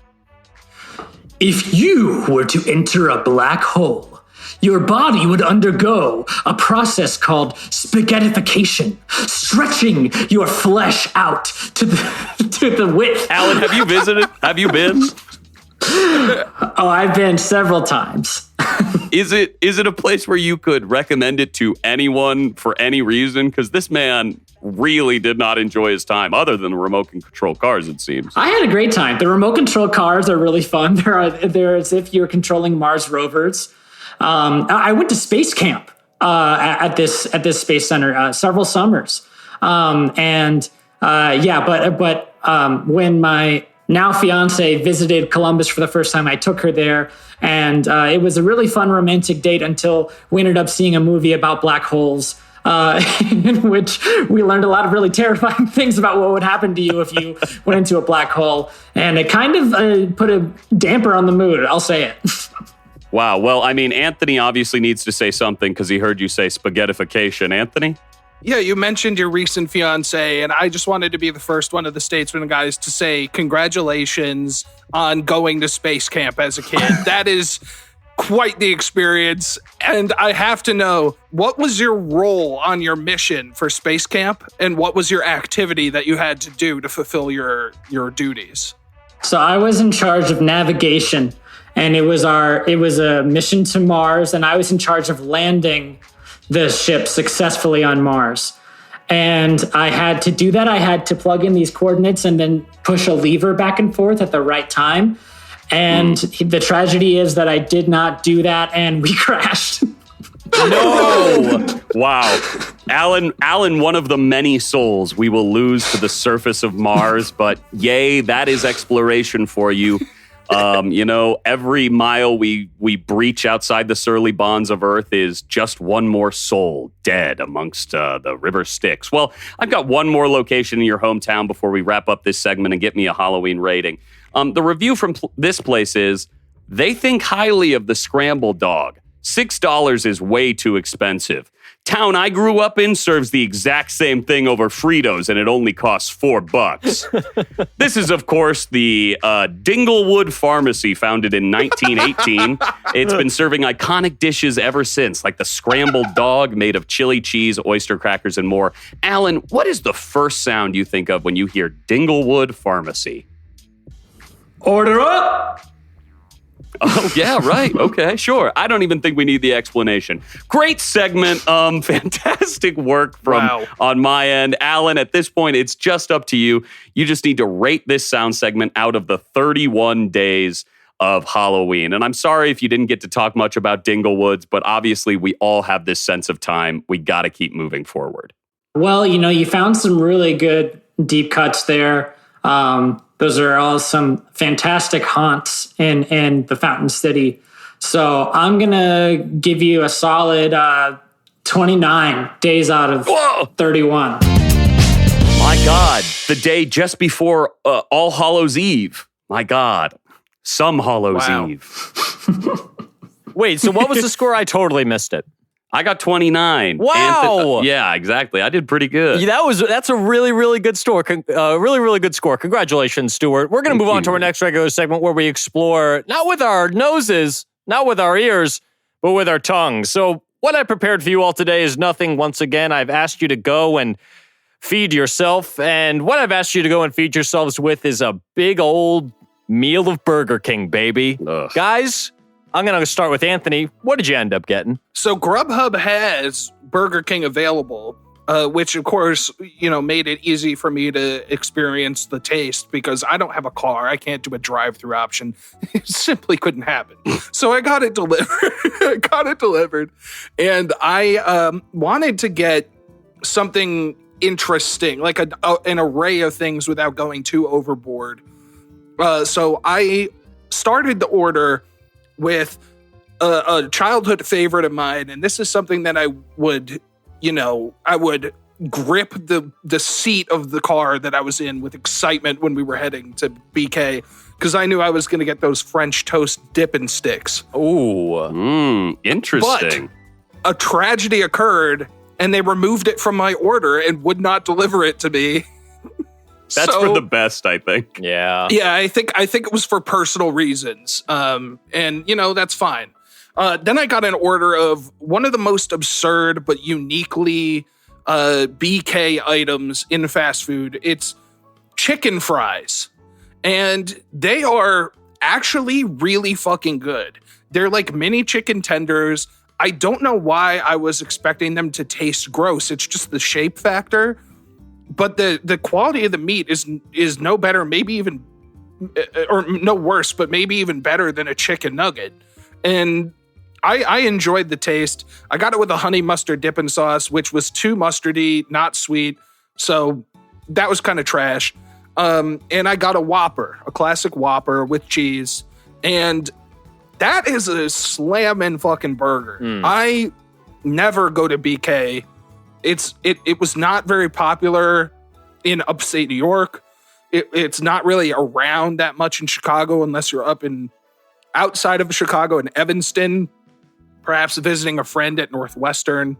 They've got a poppin' BK up there, which is absolutely fucking disgusting. But that Whopper is a force to be reckoned with, far better than a Big Mac, in my opinion. Now, I have one last chicken fry here, and I saved it for a specific purpose. We've been recording separately for so long, I haven't had a chance to do any of my famous stunts that everybody loves. God. You might be asking, how can he snort a chicken fry? No. And the answer is that I cannot. I can't. That would be insane. But what I can do... Oh my God. Anthony is smoking a chicken fry. Anthony bit both ends off this chicken fry and is inhaling chicken. What are you doing? You're just inhaling butane, dude. It's not. Dude. Anthony. It's not smoking. Guys, that tasted great. Okay, wow. Someone get this guy a job at Netherworld. Yeah, honestly. Yeah, this guy's fucking twisted and terrifying. If I saw him smoking chicken yuck, don't put it up to the camera. You fucking gross. Why are we even eating Burger King? We haven't even explained why this is the taste segment. Stu, why don't you go ahead and tell me what you got at Burger King? Why are we going to Burger King? Stu, why don't you go ahead and tell us what you got at Burger King? Oh my God. I got their 2 for $5, which if you've been watching any commercials during these NBA playoffs, you've seen a lot of.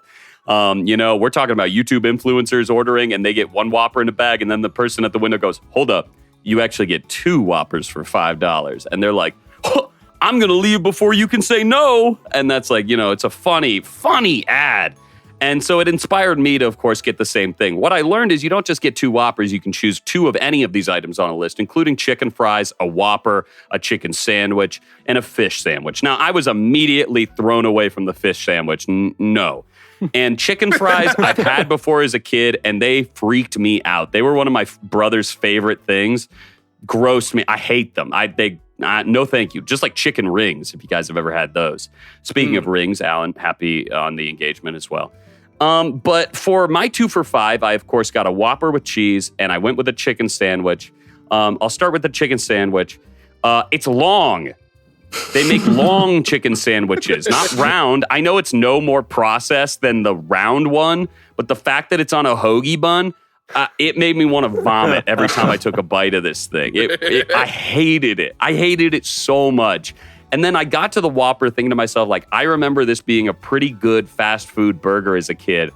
Anthony, I don't want to in any way, hurt your feelings or your taste profile, but this thing tastes like dog shit.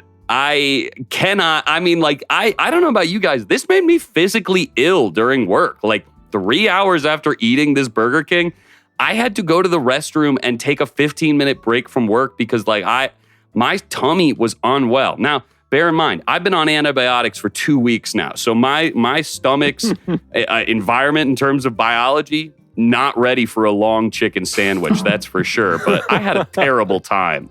Alan, what did you get at Burger King? And Tim, why are we going to Burger King? Alan, why don't you go ahead and explain what you got at Burger King? Sure.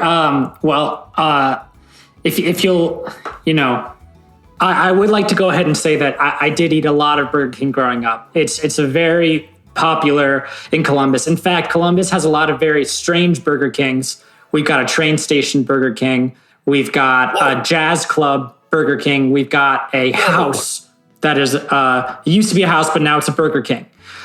So it is a that one does not sound particularly special. Well, you go into different rooms and it looks like you're in a house, but it's a Burger King, buddy. Okay. And I'll tell you, growing up, my go-to order was the double bacon cheeseburger with, and there was a moment when you could get a side of Kraft macaroni and cheese at Burger King. And so I think some of you know where I'm going with this. You open up the double bacon cheeseburger and you just put all that mac and cheese right on top. And you Alan, no, that is diarrhea, my man. In high school, anything's possible. You're going to live forever. Now, guys, I will say, though, since that happened, some things have changed personally. I'm actually a vegan now. So, I don't make that super public, but I'm going to tell you guys that I'm vegan. And so I went and got, naturally, the vegan's new best friend at Burger King. Yeah. Which is the Impossible Whopper with no mayo. And you know what? I mean, we've come a long way when it comes to vegan burger substitutes, right? This is a burger that tastes identical, in my opinion, to a meat Whopper. It's a little dry because you have to get it without the mayo. So I would definitely recommend, maybe getting some barbecue sauce or like something to give it a little bit of moisture. But It's a damn good vegan burger. Wow, I'm really glad that somebody got the Impossible Whopper, because when I went, the Burger King that I went to was totally out of the Impossible Whopper, and on the outside of the drive-thru it said, no more Impossible Whopper.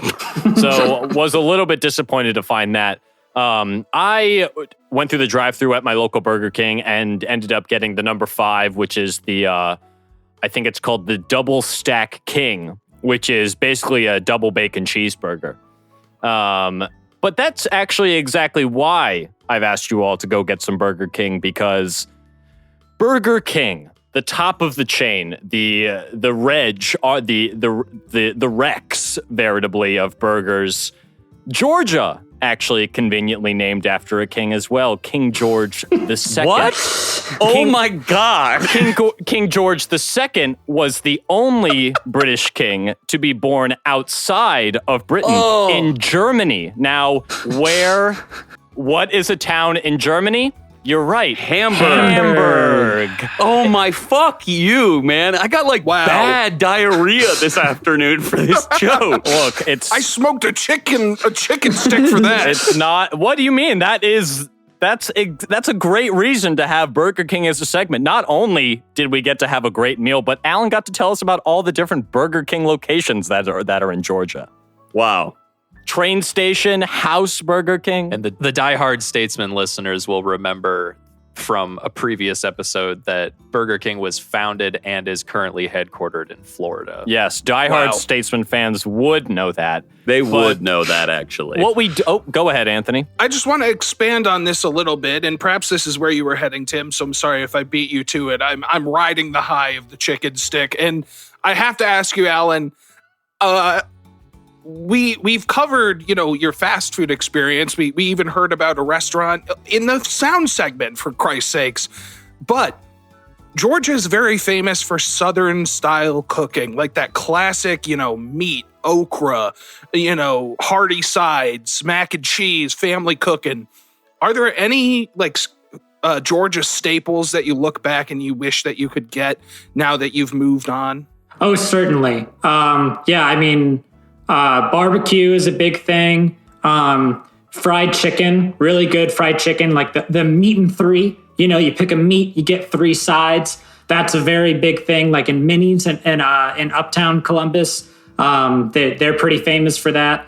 The scrambled dog, which was mentioned when Stuart was talking about the review of Dinglewood, that's a Columbus delicacy. But I have to say, I think the number one thing that I miss is a meal that I would get at Ezel's Catfish Cabin.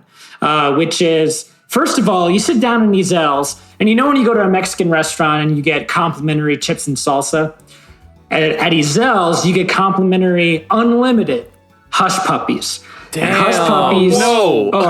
Not a that's food you should be huge. eating unlimited amounts of. Just the deep fried balls of cornbread. And it is, so you're getting full off of those before you even get your entree, really. And then what I would always get is an order of the blackened catfish with a side of cheese grits. Ooh. And to me, blackened catfish, hush puppies, cheese grits, there's nothing more Georgia. There's nothing just more like Southern that I miss than that meal. It was just so good. We've explored so many very, very fun locations in Georgia in this episode. The Catfish Cabin, the Love Shack, and, of course, Burger King House. I think we're going to have to take a tour one of these days, huh, boys? Mm-hmm. Well, Alan, I'm going to need, out of how many days of Halloween is Burger King going to get in your heart? Well, Burger King is actually a good way to describe the cuisine of Columbus, I would say. So I'm going to go ahead and give it a solid 24 days. Oh, Wow, okay, yes. Wow. Yes. I can't believe Home Depot beat Burger King. Well, look, they were both long shots, Tim, so you should be proud of the days you got, all right? Well, fine. That's just fine. Well, we're going to move on to our last regular segment where we explore Georgia with our little eye holes. So, Anthony, why don't you take it away? Are you ready for the visual presentation? No, I'm not. I need to reset the stopwatch. Okay, I'm ready. Ready for it to take over your screen? Yes, Keep in mind, I'm I will ready. not be able to see the stopwatch once I go into the screen share mode. So don't you dare read me out the time. Okay. Now, I want to caution you. You know, I know my slideshow isn't perfect, so I don't expect a perfect score, but call up ESPN because I've got 30 slides and I'm going for 30. No. 30 for 30, baby. slides? Jesus Christ. No, don't worry. It's much more conservative than that, following Georgia's values. Nice save. All right. So keep in mind, I can't see you because I have my slideshow up. Alan, what do you see on the screen before you? I see in red lettering Georgia with 2 eyes. Absolutely. After King George II, of course. Thank you very much, Camden. You're welcome. And because we're covering Georgia for the second time, of course, bright red Times New Roman, maximum font size. Let's move on to the next slide and get straight into it. King George II, also the emperor of the Roman Empire. Wow, was he the emperor of license plates? Because that's what we're looking at now. We're looking at Georgia's license plate as of 2020, and it is a beautiful license plate. And I'm not being sarcastic. It's absolutely gorgeous. We have like a setting sun with a warm, peachy glow over a sprawling green valley. And then in the corner, we have one giant peach, call up James. And then in the other corner, we have a stack of 3 peaches. And then they're lying beneath a nice peach tree that's in full bloom. And then we have a text that says Peach State. And then in a different font, it says Georgia, nice and large. Now, the one note that I have for this slide is that I think that the Peach State and the Georgia should not be in such different fonts. They're so different. It's really visually disturbing to me. But they're feuding like the pit of a peach and the sweet juice around it, you know? Absolutely. Now, Alan, I gotta ask you, do you recognize this from the Hong Kong Beat times? Oh, yes, I do.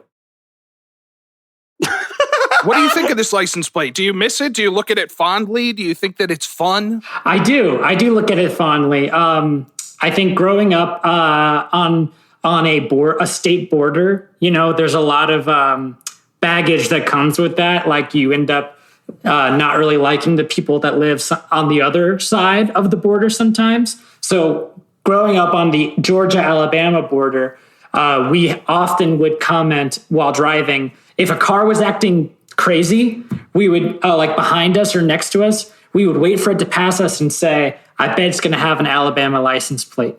And most of the time when it would, we would say, of course. And then if it had a Georgia license plate, we'd be like, oh, well, they're probably just having a rough day. Right. This is a gorgeous license plate overall, though. I feel like it does capture a lot, like that rolling hills, greenery, this beautiful, almost a peach-colored sunset along with the tree blooming. I mean, I wouldn't mind having this thing put on the rear end of my car or put on my rear end. Put this a little tramp stamp, huh?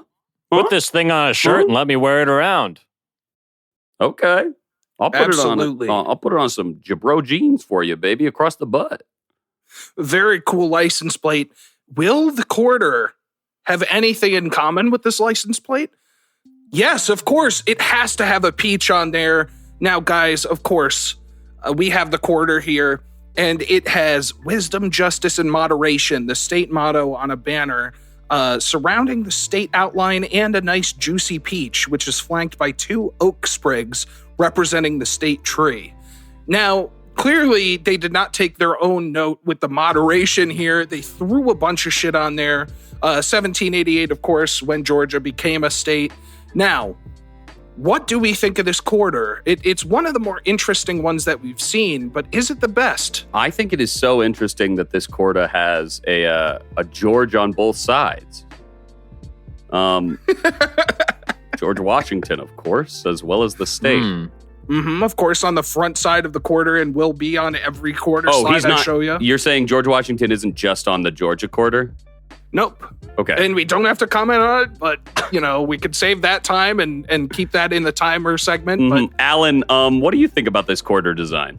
I like the peach, especially considering the modern day understanding of the peach through emoji language that we have. Emoji. Exactly. Yeah. It definitely, it makes me think of a butt. And you could argue that the tails is the butt of the quarter.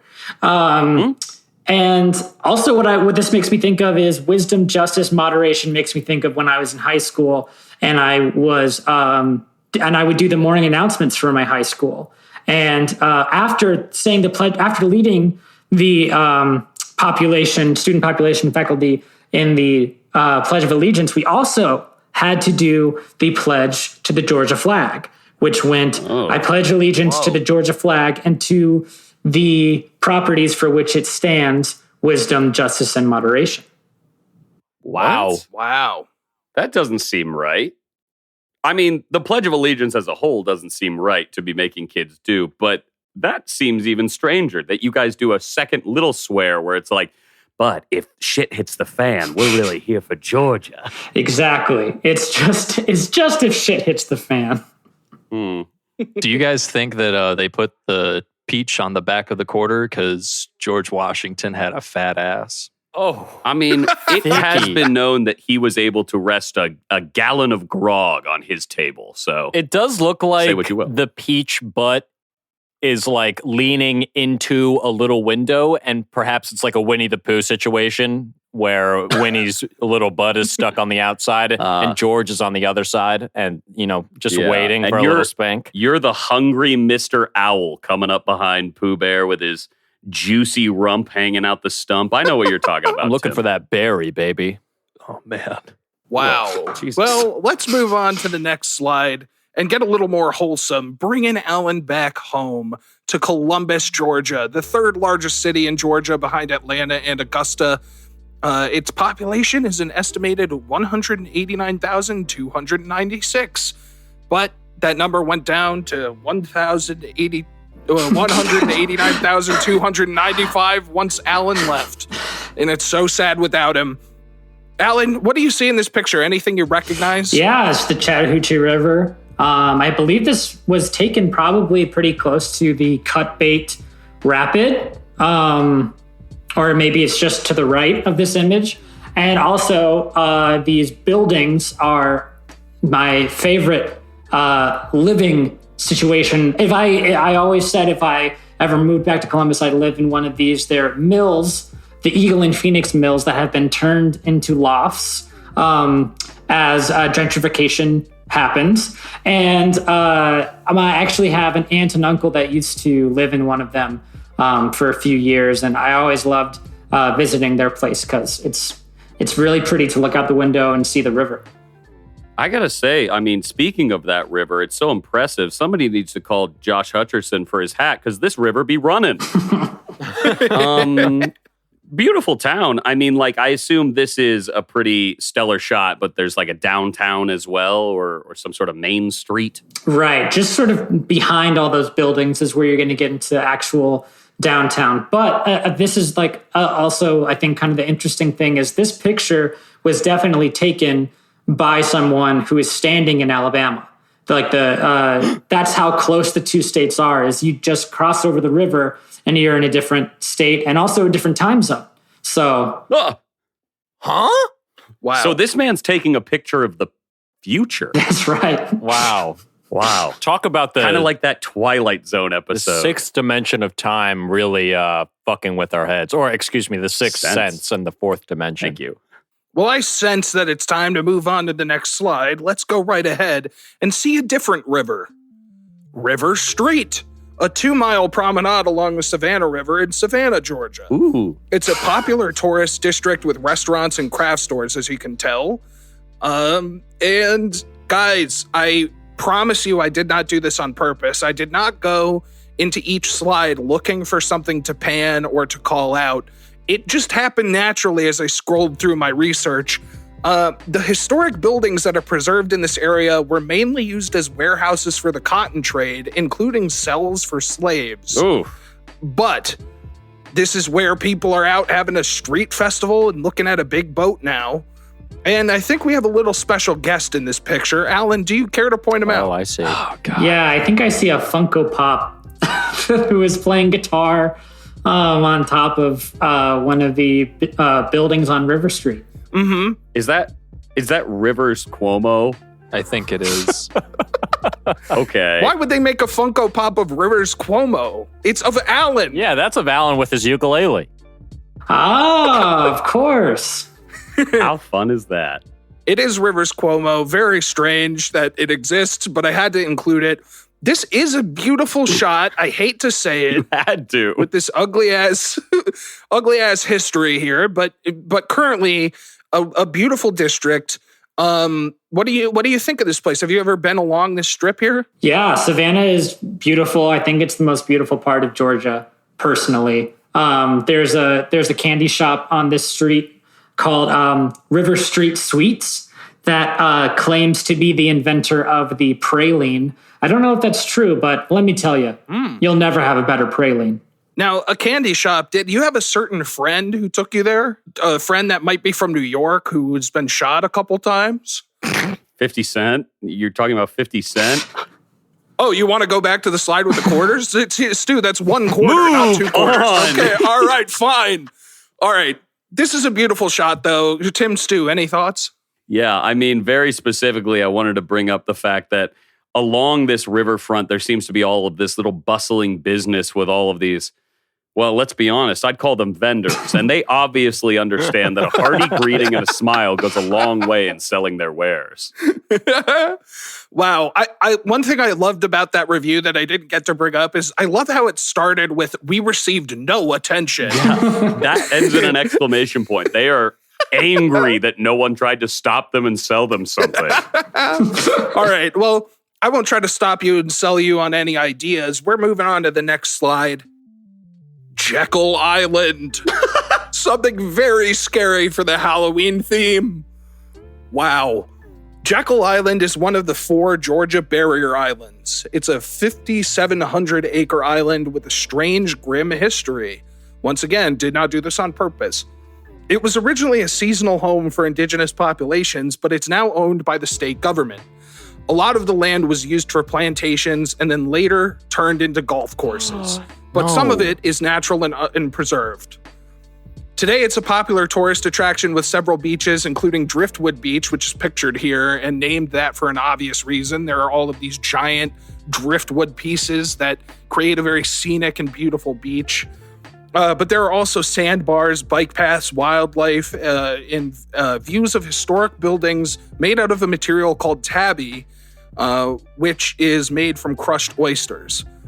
This is a fact that I just wanted to include because it made me laugh. The island has its own local governing body called the Jekyll Island Authority. JIA. Now, you can see one shot from a movie up here.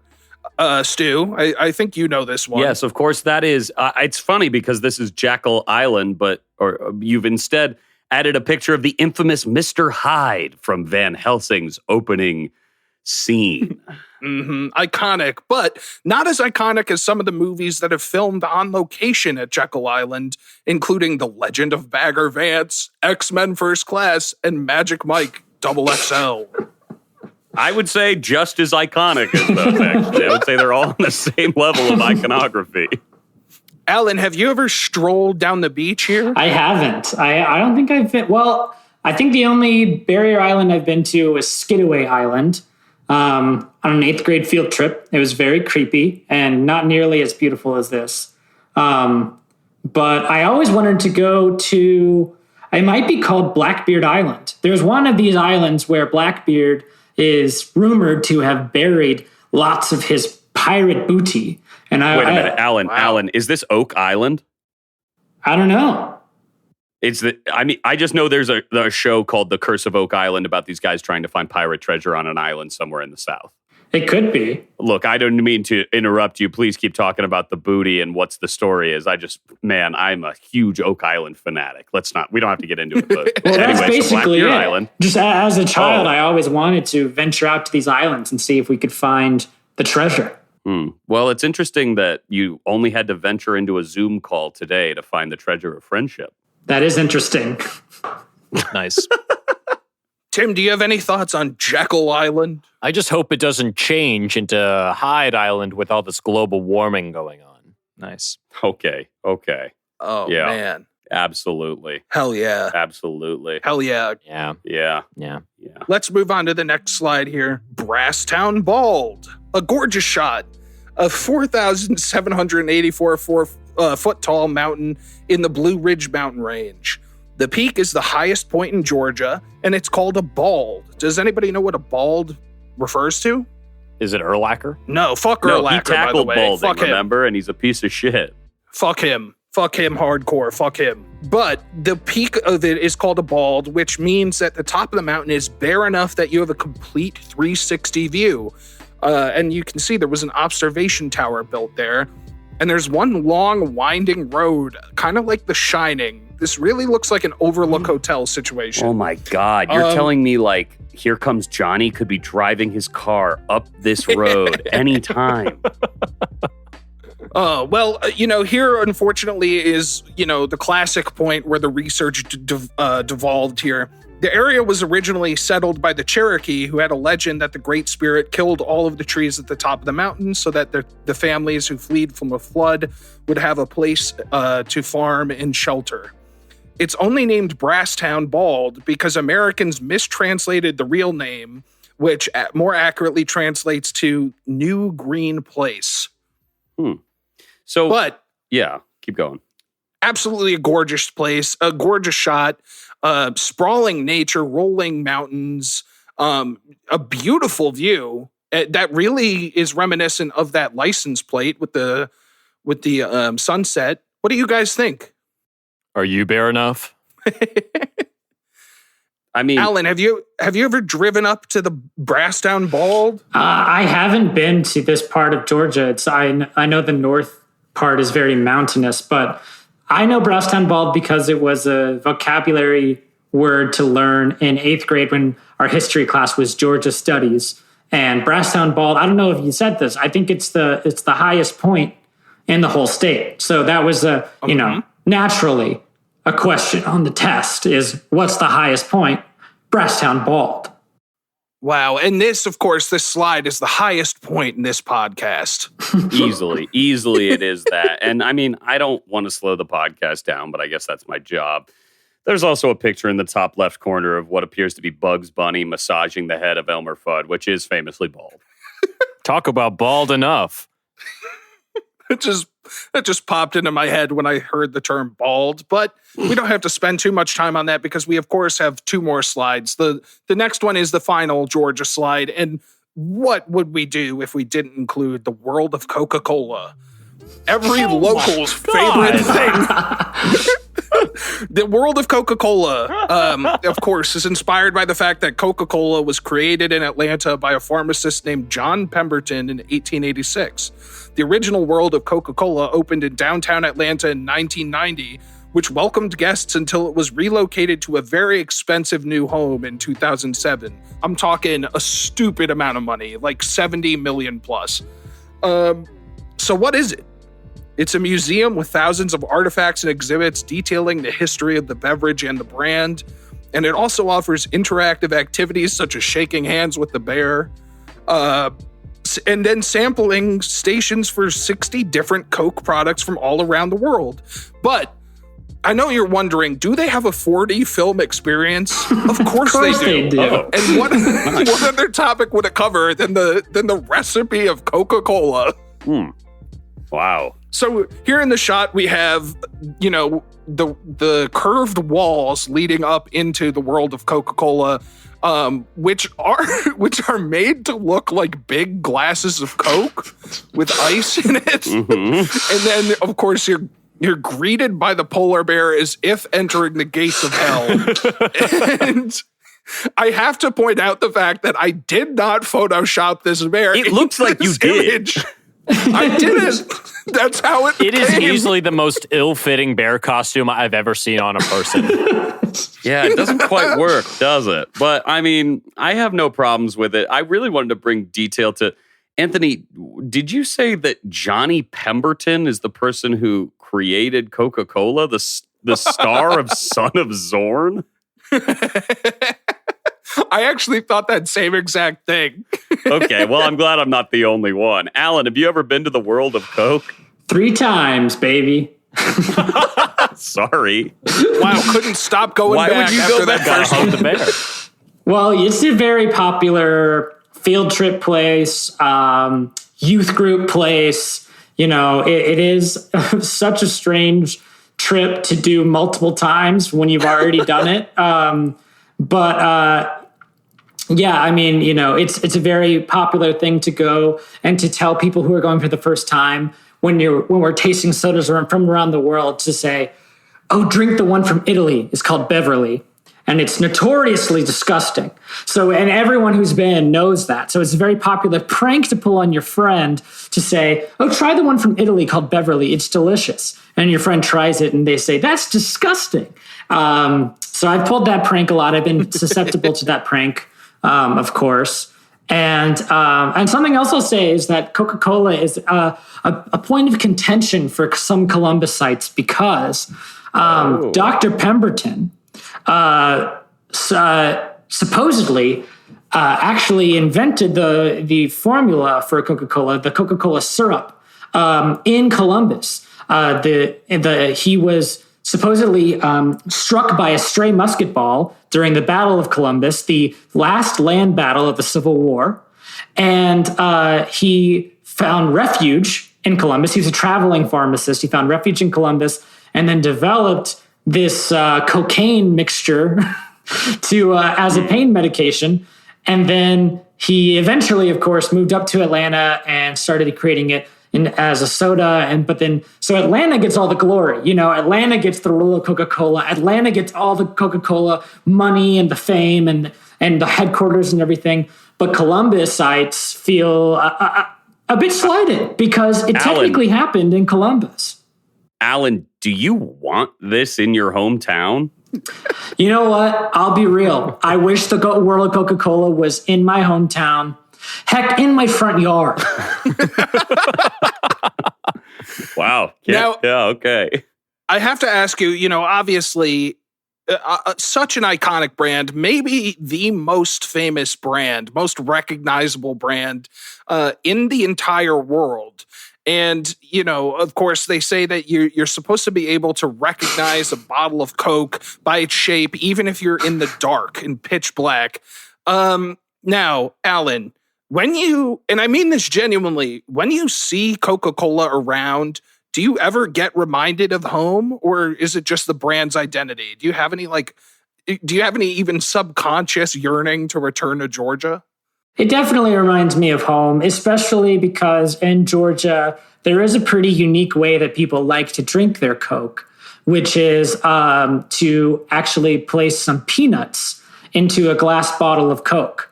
What the fuck?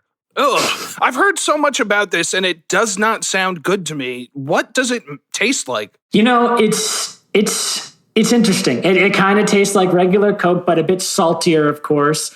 And then supposedly the best part is when you get to the bottom of the bottle and you get to drink your nice, wet, Coke-soaked little lagoons. Yeah, what the fuck? If you told me that putting a bunch of peanuts in a Coke tasted like salty Coke with a bunch of peanuts in it, I would believe you. That sounds about right. Doesn't sound interesting. Seems like it doesn't heighten either flavor. Maybe makes both of them worse. No, yeah. Interesting, though. Wow. It's not my favorite. What does Beverly taste like that makes it taste so bad? Why don't we ask our friend from earlier in the slideshow? Beverly Hills. All right. Oh, fuck you. Move on. Move on with this. No, I want to hear about Beverly. It tastes. It's really foul. It's very bitter. It's very bitter, and I would say, I can't even describe it really. It's just Like an aperitif or something? yeah. It's like a soda water, but much more unpleasant. There's no sugar in it. It's just like a very bitter soda water.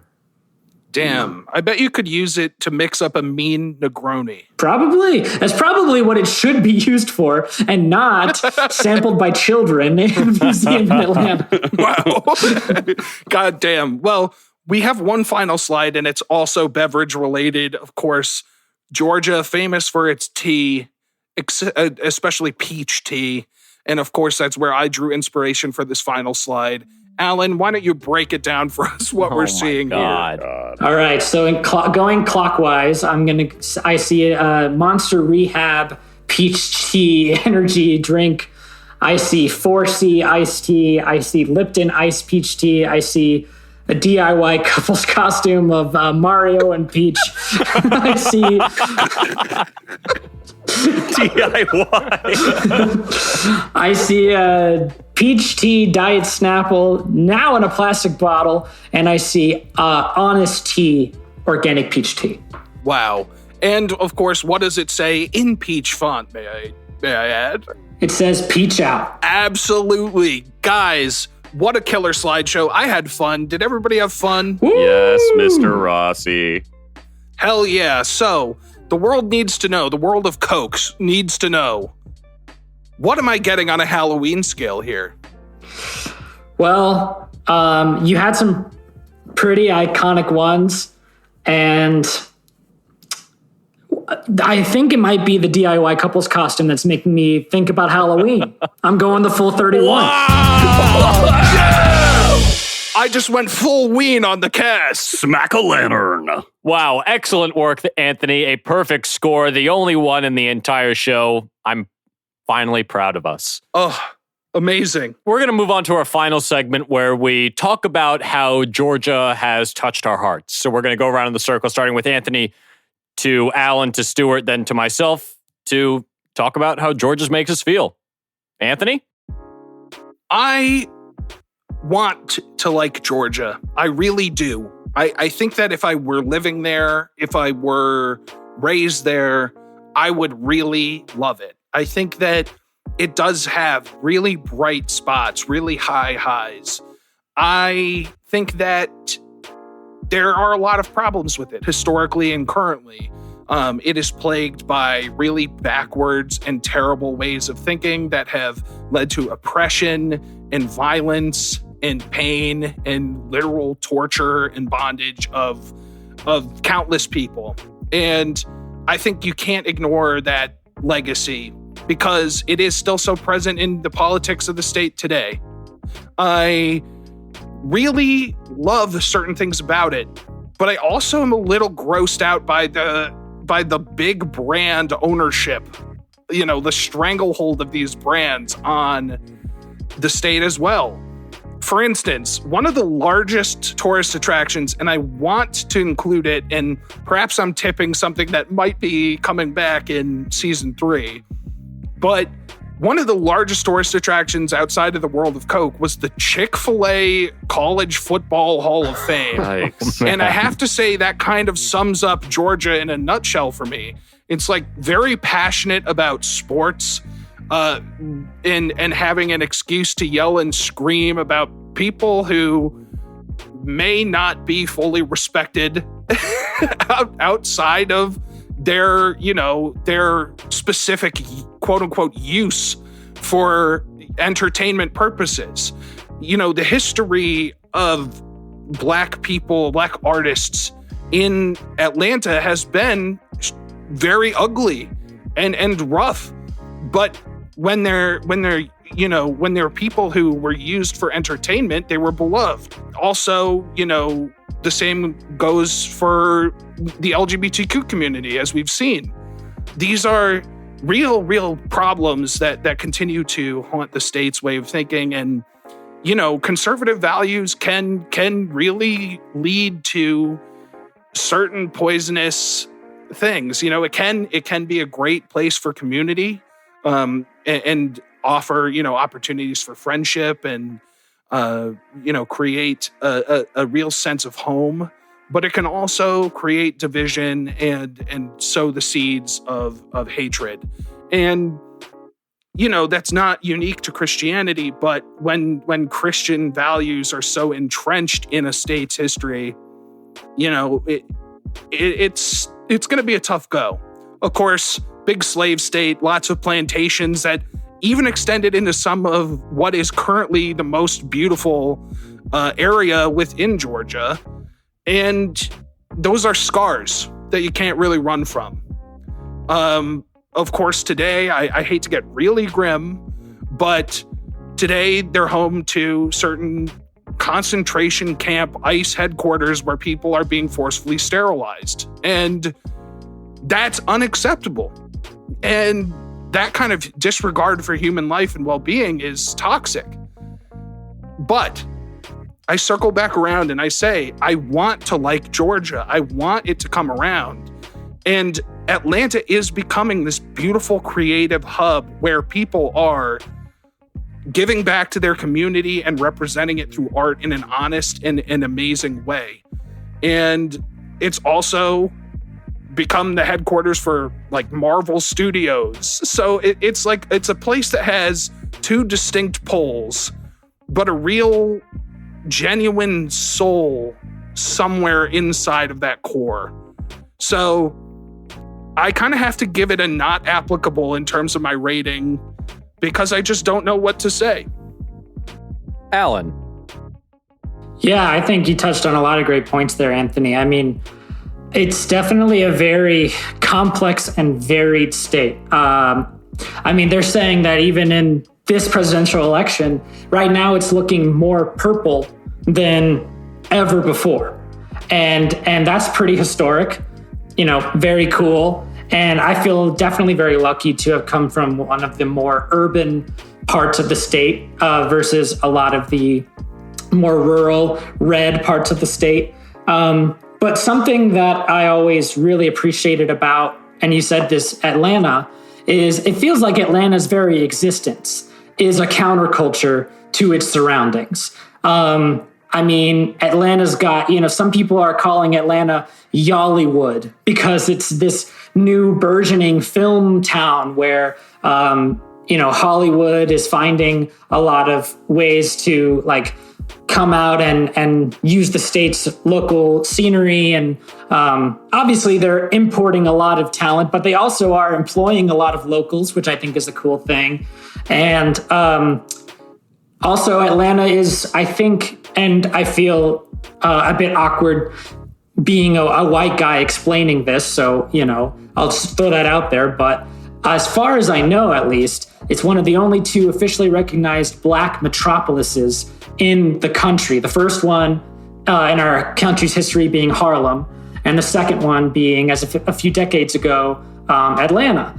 And I think that those metrics are based off of the average economic success of Black citizens in a particular area.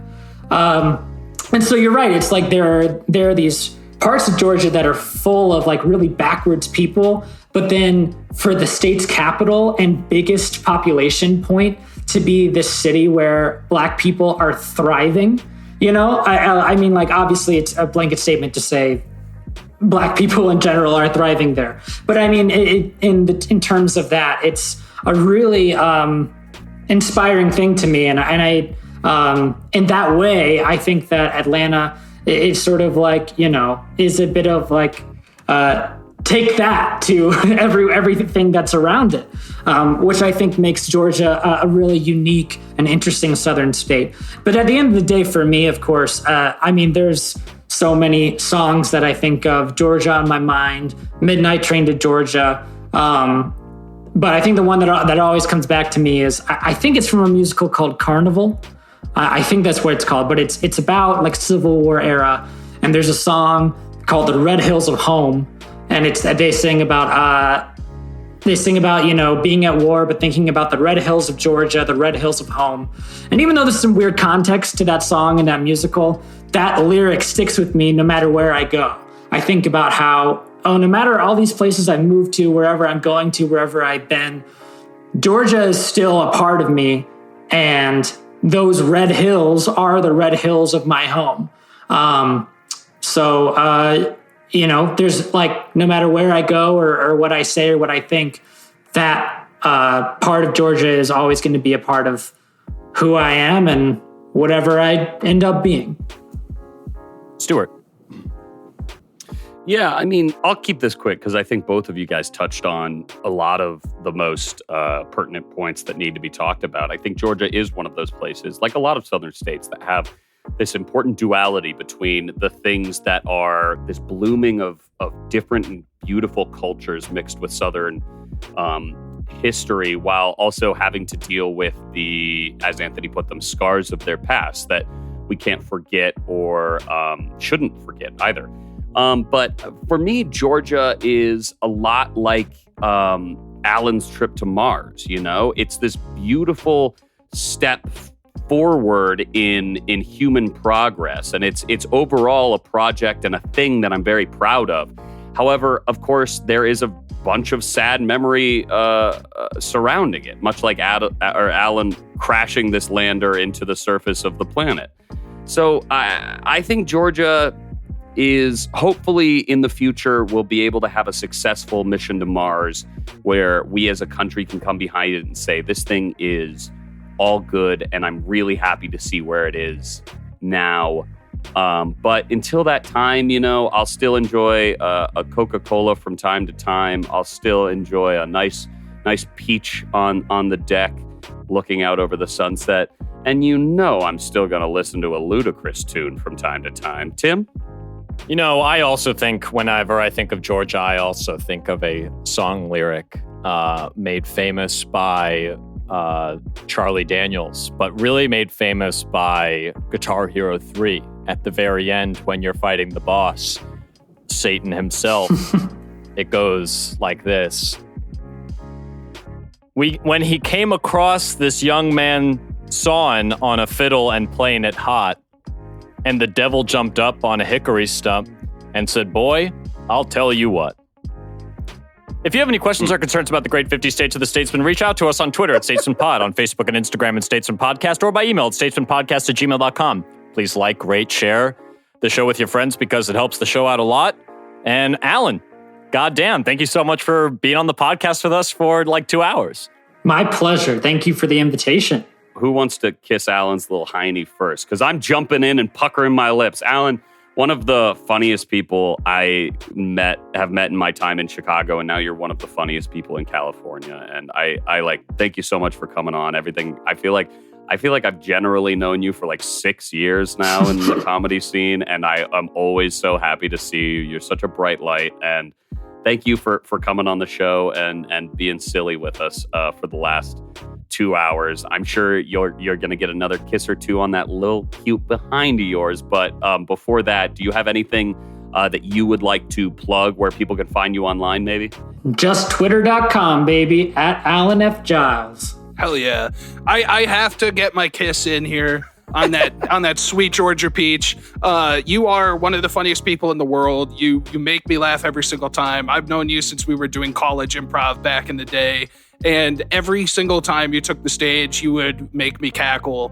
And I have to say, the tallest man in Chicago bit is one of the funniest things I've ever seen in my life. And I saw you at the Crowd Theater, one of the last shows I ever saw at the Crowd Theater, where you came all the way in up those dangerous stairs on your stilts and you delivered your monologue as you climbed, and you went and wound up on the stage, and it was just purely one of the most like intense belly laughs I've ever had in my life. Miraculous that you're still alive after that, I would say. Your Twitter is so fucking funny and really amazing, and you are one of the best writers I know in terms of jumping on a trend immediately without being corny.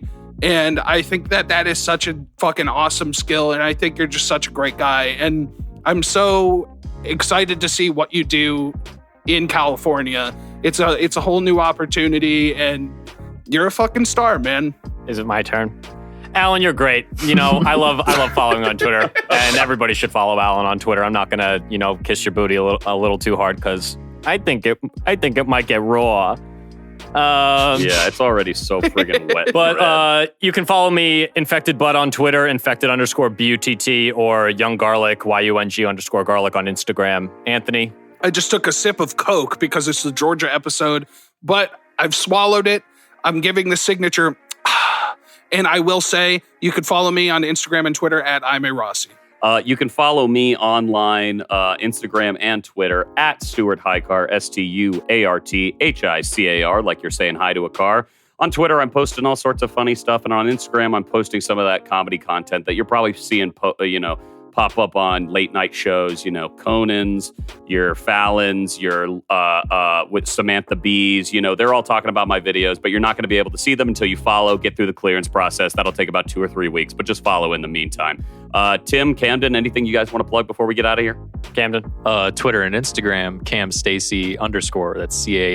That's CamStaCey_. Always doing cool music stuff. I've been trying to make more beat videos, so come leave me a comment and make fun of me or something. Awesome. On behalf of your junior statesman, Anthony Rossi, and Stuart Highcar, my elder statesman, Tim Ferrari, state positive. Mars to meet you, baby. We're crashing. We're crashing. We're crashing. Nice. We were at the beach. Everybody had matching towels. Somebody went under a dock, and there they saw a rock. But it wasn't a rock. It was a rock lobster.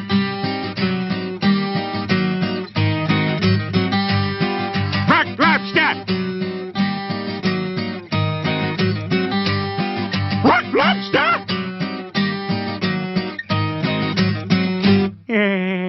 3, 2, 1, go. I'm not good with 3, 2, okay. 1, go. That's my fault. Okay, good.